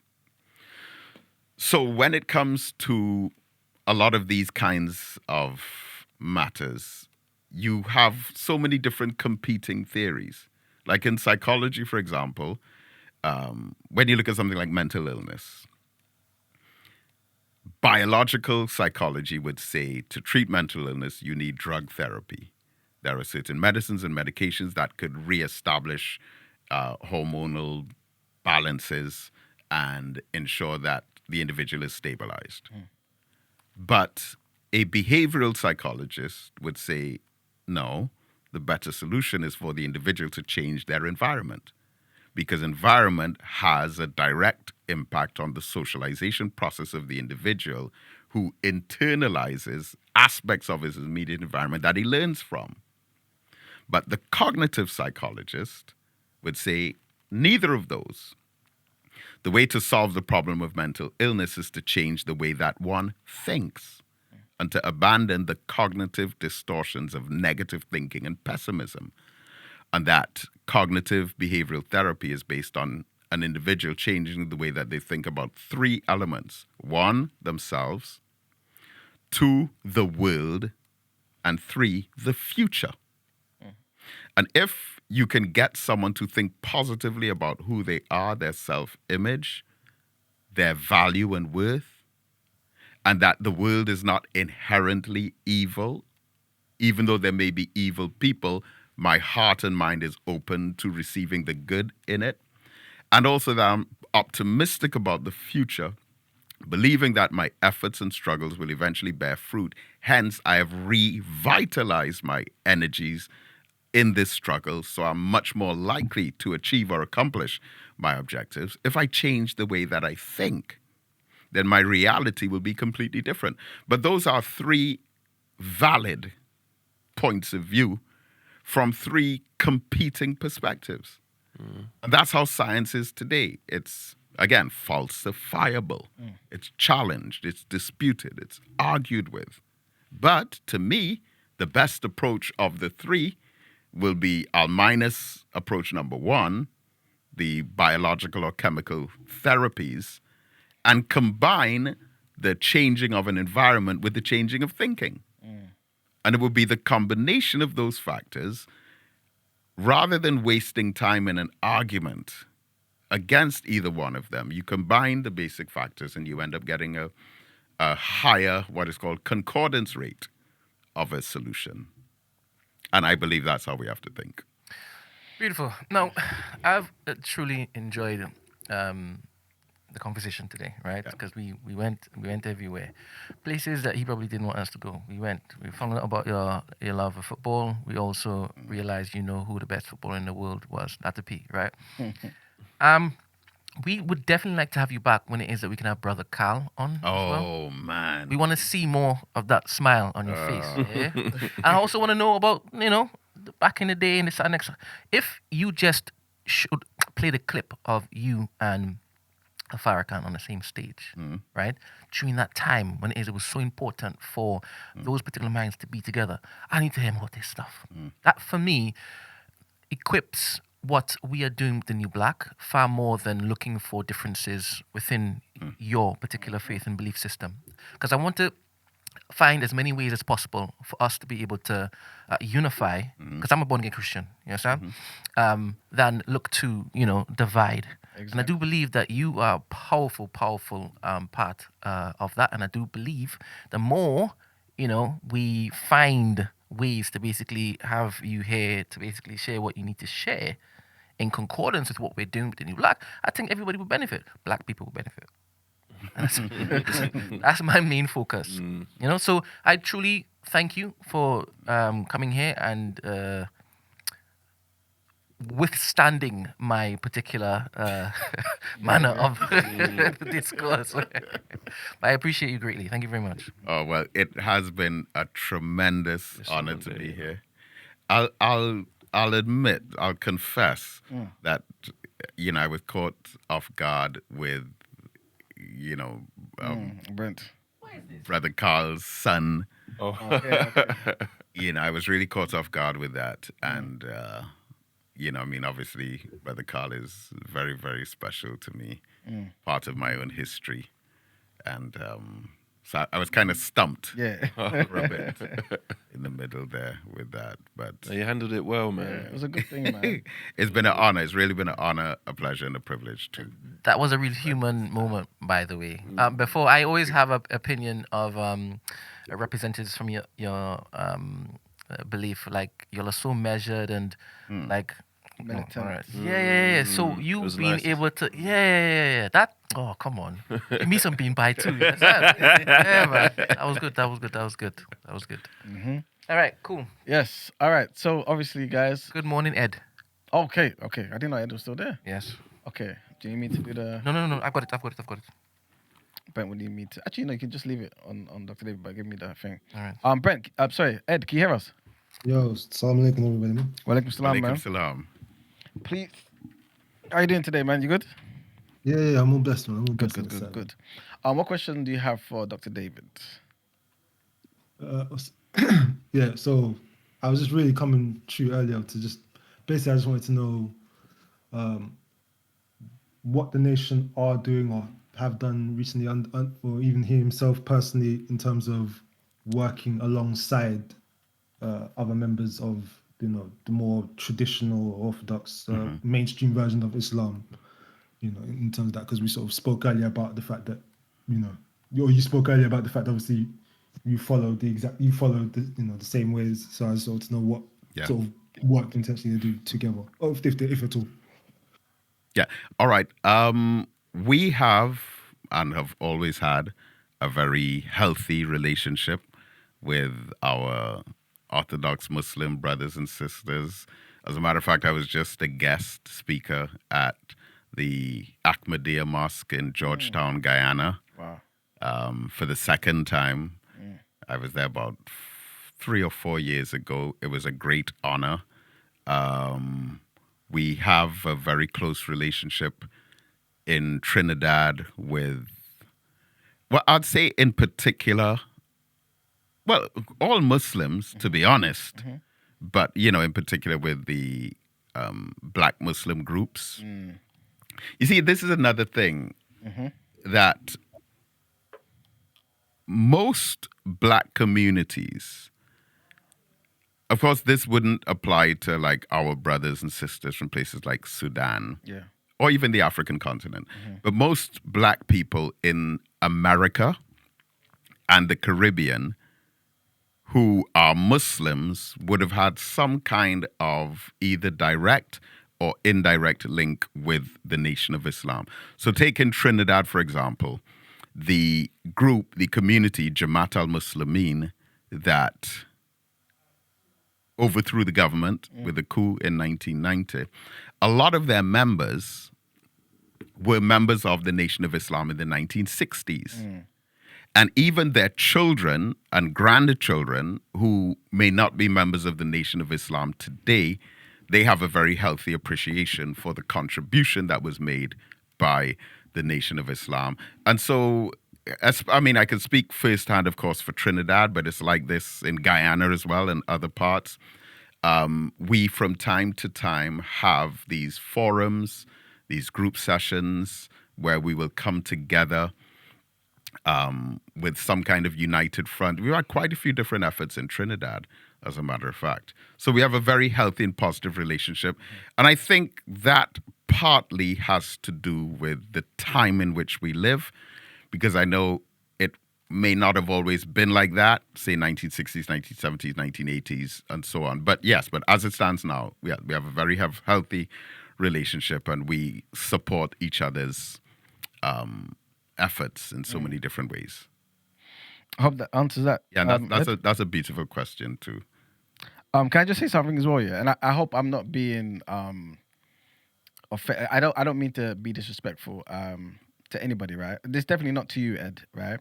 And hopefully Dr. David doesn't find me I don't know, maybe being out of my place and saying this, right? But I sometimes, and maybe this is me having to control myself, right? Do find it sometimes offensive. Again, this is not for you, Ed, right?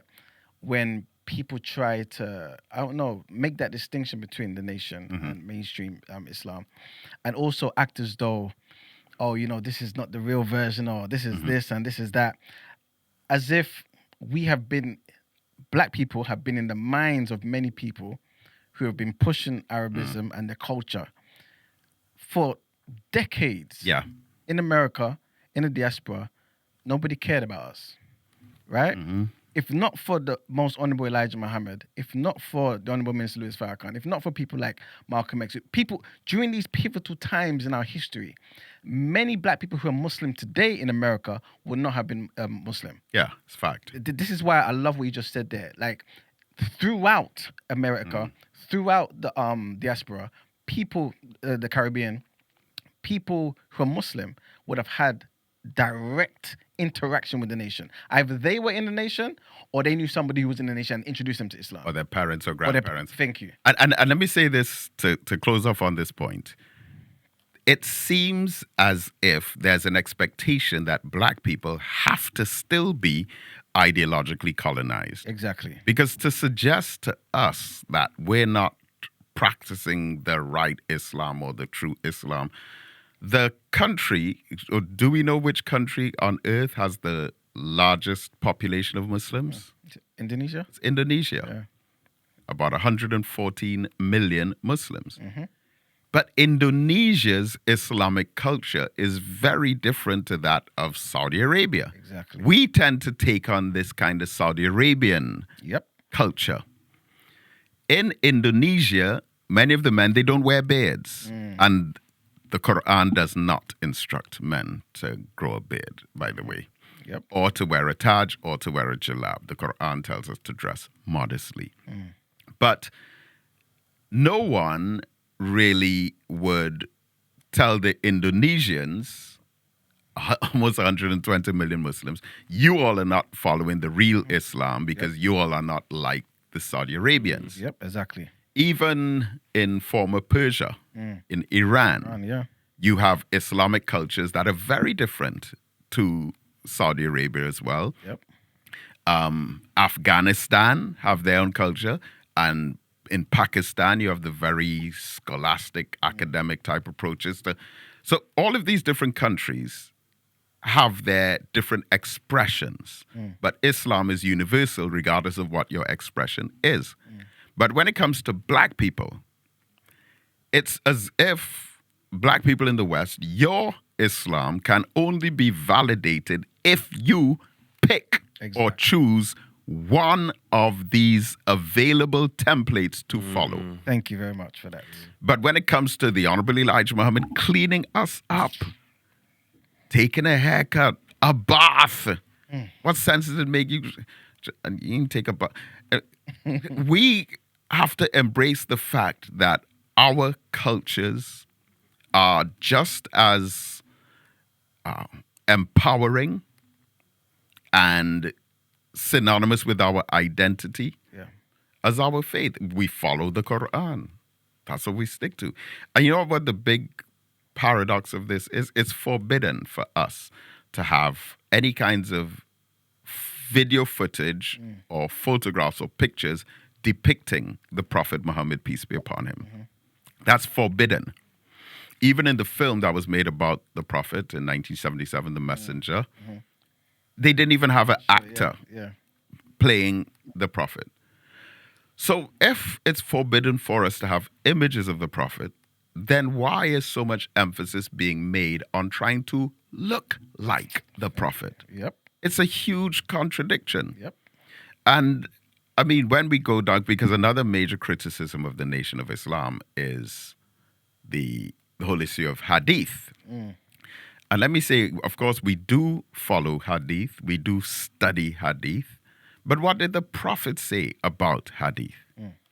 And I even gave this as a presentation in prison once, and I was challenged by someone, a Muslim, who said, what you just said is not there. It's not true. He refused to even believe. And the hadith was, I think it's Sahih Muslim hadith number 7187. Prophet Muhammad, peace be upon him, said, do not write down anything from me except the Holy Quran. And he who writes other than that must delete it. Wow. That's in the hadith. And I mean, we have 9 main hadith collections, but the 2 that are referred to as the reliable hadith collections, Sahih al-Bukhari and Sahih al-Muslim, it's in Bukhari and Muslim. Wow. There you go. You know, and again, we tend to shy away from hadiths, like, for example, where the Prophet was with the date farmers and he saw them grafting the dates and he asked them what they were doing and they explained. And the Prophet said, I don't see any sense in that.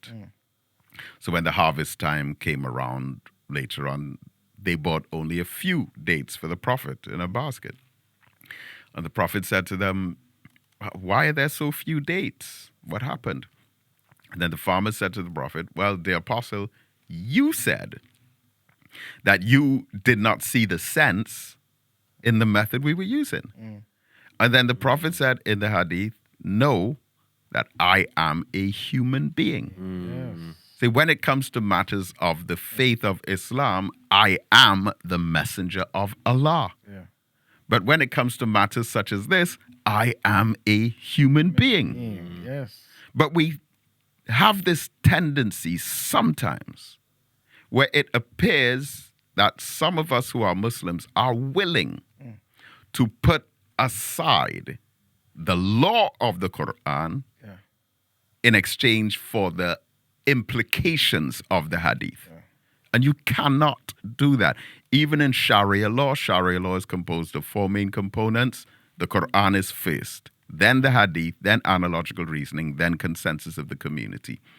But again, a lot of it is really part of a culture war, which is the next topic I'll be addressing in Trinidad next week, inshallah. There are these culture wars, and we tend to distort and transform our own religion for the purpose of fighting the culture war. It's against the best interest of many of those who exploit us for our people to gravitate towards the nation of Islam. 100%. Because you will probably become self-sufficient, independent, knowledgeable, conscious. You will no longer be available as a slave, a cheap laborer, or a minimum wage worker. Exactly. If you embrace Islam as taught by the Honorable Elijah Muhammad and the Honorable Minister Louis Farrakhan, you're more likely to be liberated. And if you're liberated, you cannot be used, misused, and abused. And such an enormous segment of our population are treated that way. Yeah. So there's this fear of possibly the economic consequences that could be suffered if we break those mental chains. Yeah. Let me ask a question to Bill. So you see how, sorry, Ed, is there anything that the nation has done to infringe or cause harm on any other parties at all, or stuff that could be perceived that way? Do you lot know any of any of these things?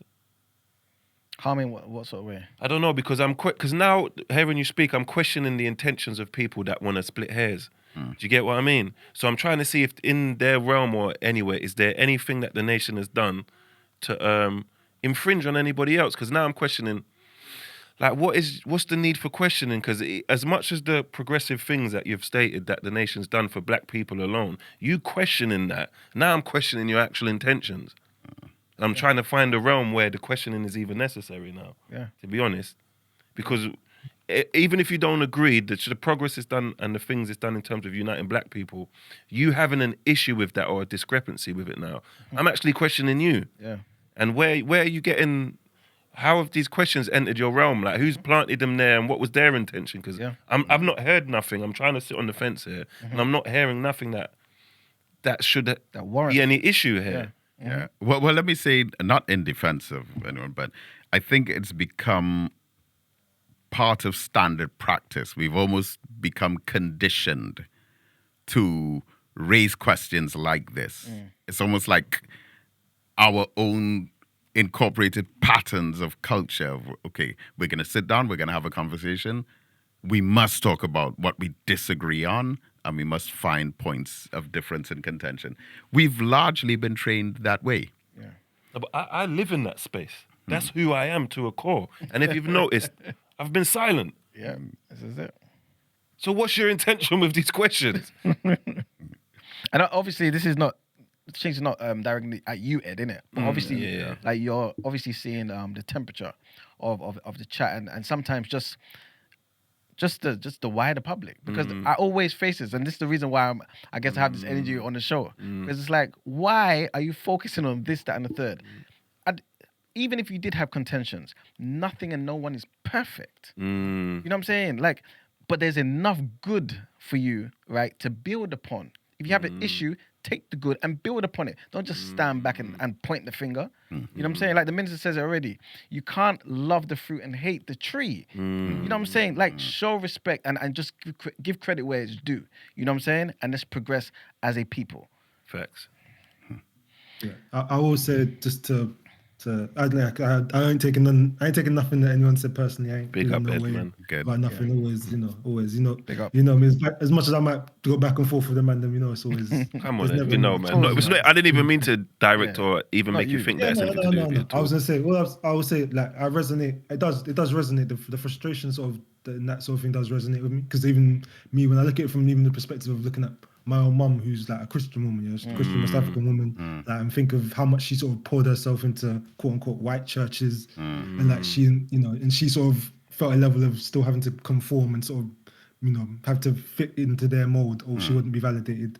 Like, I sit there, look, even just from that, like, that's like the idea that the NOI is, that people look at the NOI like, oh, they have to look like this to be approved or to be allowed to uplift the black communities as they've been doing, is, to me, is foolishness. At the end of the day, when push comes to shove, I look at it as the Quran is the true measure, in terms of what you are. Like, it doesn't matter what anyone else's judgments are in terms of that. At the end of the day, sorry. At the end of the day, this sort of fake sort of wanting to, like, hold on to, like, protect this overprotectiveness of the word of God, to me, is like, I've never been one to stand for that. Like, even me, I know that I look at myself and I know, many from Islam would go and say, yo, like, your views are a bit too modern, your views are a bit too liberal, your views are too this, too that.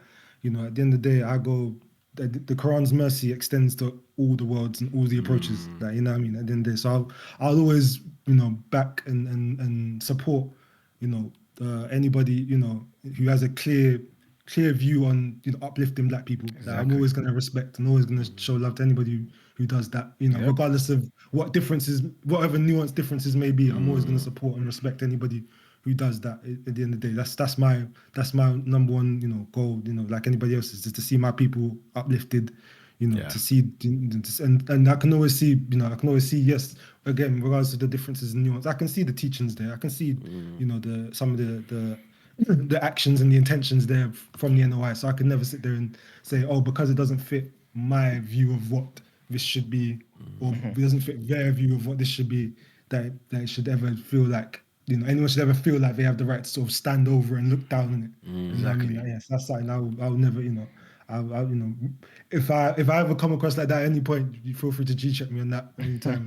You're good at your peoples, man. I try to never, come with that level of, look. I try to never come with that level of outlook, because, like I said, I know for myself, I've experienced that myself. So to go and pass that on, I will try not to do that. Even if I do question, it's only a question in terms of generally more time just trying to educate myself, because more time I don't know certain things. So even just like the question about asking about, the work that they're doing directly, I know, so I've seen and heard little bits here and there, but there's so little I know in terms of that it's like, it's, for me, I'll always want to learn it in terms of that, as opposed to it coming across like I'm trying to be like, like, oh, like, you don't really. No, you conversate in good faith, Ed. Do you get what I mean? Some people don't do that, and that's what annoys me. Because something, no matter what you present to them or what you show them, they're not going to change their mind. So you're kind of wasting your time entertaining dialogue with it, and I hate that. Yeah. Because I think I debate in good faith. Everything I say is from my stance, and if I'm wrong, I'm wrong. I could admit I'm wrong.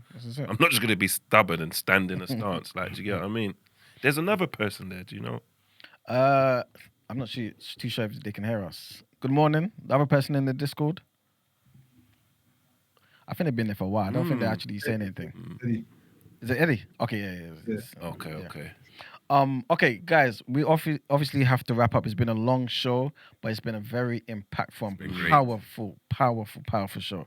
And honestly, I'm so happy that you decided to come down here, sir. Yeah. And bless the people with your wisdom. You know what I'm saying? Hopefully people did take it in the spirit in which you gave it, which is that it's just about black unity. You know what I'm saying? Before we go though, because I do know that we didn't really mention the Black Agenda Project. We didn't mention your book. Please talk to the people about that, please. Well, the Black Agenda Project is an organization that we established in Trinidad. We registered it in about 2012, which was based on the same 9 ministries: health, agriculture, education, security, arts and culture, business, justice, information, and science and technology. And through this, we at least 3 or 4 times a year have these board committee meetings in Trinidad where we will have 9 tables with an average of about 10 to 15 people on each table.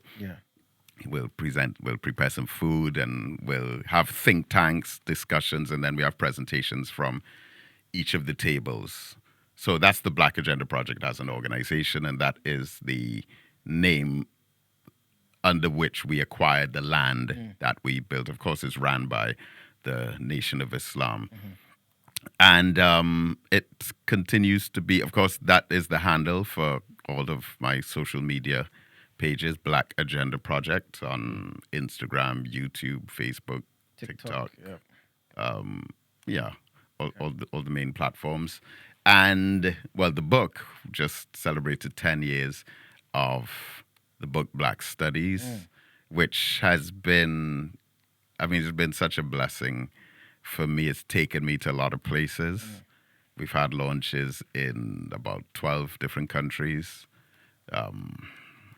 It's been so fantastic. And it was independently published as well. That's it. I remember going around to one particular publishing company in Jamaica that I went to that really gave me the idea. He said, the best person to do this would be, this is a publisher telling me this. And, we took control of it ourselves. And to the best of my knowledge, it was the largest book launch in Trinidad.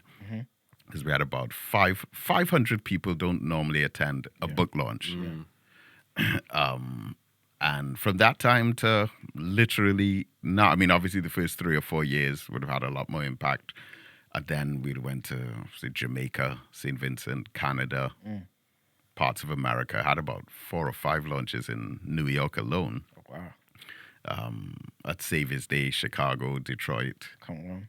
Yeah, and then here's Slough, Birmingham, and Brixton in London. So it's been really great. It's been a great journey. It's been a great journey. And it's been 10 years. And the book has 10 chapters, which look at basically Black ideology, racism, Caribbean studies, slavery or enslavement. But then it's Black sociology, Black psychology, Black politics, Black economics, Black religion. Okay. So even though it's self-published and stuff, can they get the book? Yes, from the website. Okay, from the website, guys. Yeah. So blackagendaproject.com, .com, guys. Yeah. Black Agenda Project on all social platforms, social network platforms. Yeah. Please follow, please show your support. And let's get this information out there, man. Our good brother, Dr. David, he's active on socials, Like, yeah. There's loads of talks, loads of snippets from his speeches, his lectures. He's active. That's good, man, because normally people are not in tune with technology. Yeah. Which is good the older they get. So it's good. And I think this is good as well because I think we can, like young people and older people can help each other because the sun that shined yesterday is the sun that shined 100 years and all that stuff, and you know it. Do you get what I mean? And you can help us with certain things and we can help you in terms of technology and your wisdom and stuff. So I think more of this is needed, man. This is it. I can see in the chat people are basically saying they appreciate you. They appreciate the conversation, they appreciate all the information. So big up everyone in the chat. Again, please like the video, please share the video. Like we've been doing the whole of Black History Month. The initial live link does come down, but the actual conversation itself will be uploaded, right? So that link will be available as well. So again, please share the video, please like the video, and let's get this information out. Again, Brother David, it's been a pleasure. Yeah, my pleasure. Thank you so much. How have you found it? Yeah, it was fantastic. I'm overwhelmed. The entire place, is such an incredible vibe here. So you'll be back here? Absolutely. Good. Okay, wicked. Absolutely. We're going to hold you to that. We got video evidence. Absolutely. All right, the people. Yeah. We'll see you guys tomorrow, 8 a.m. We'll be back again. Another amazing guest. Assalamu alaikum, man.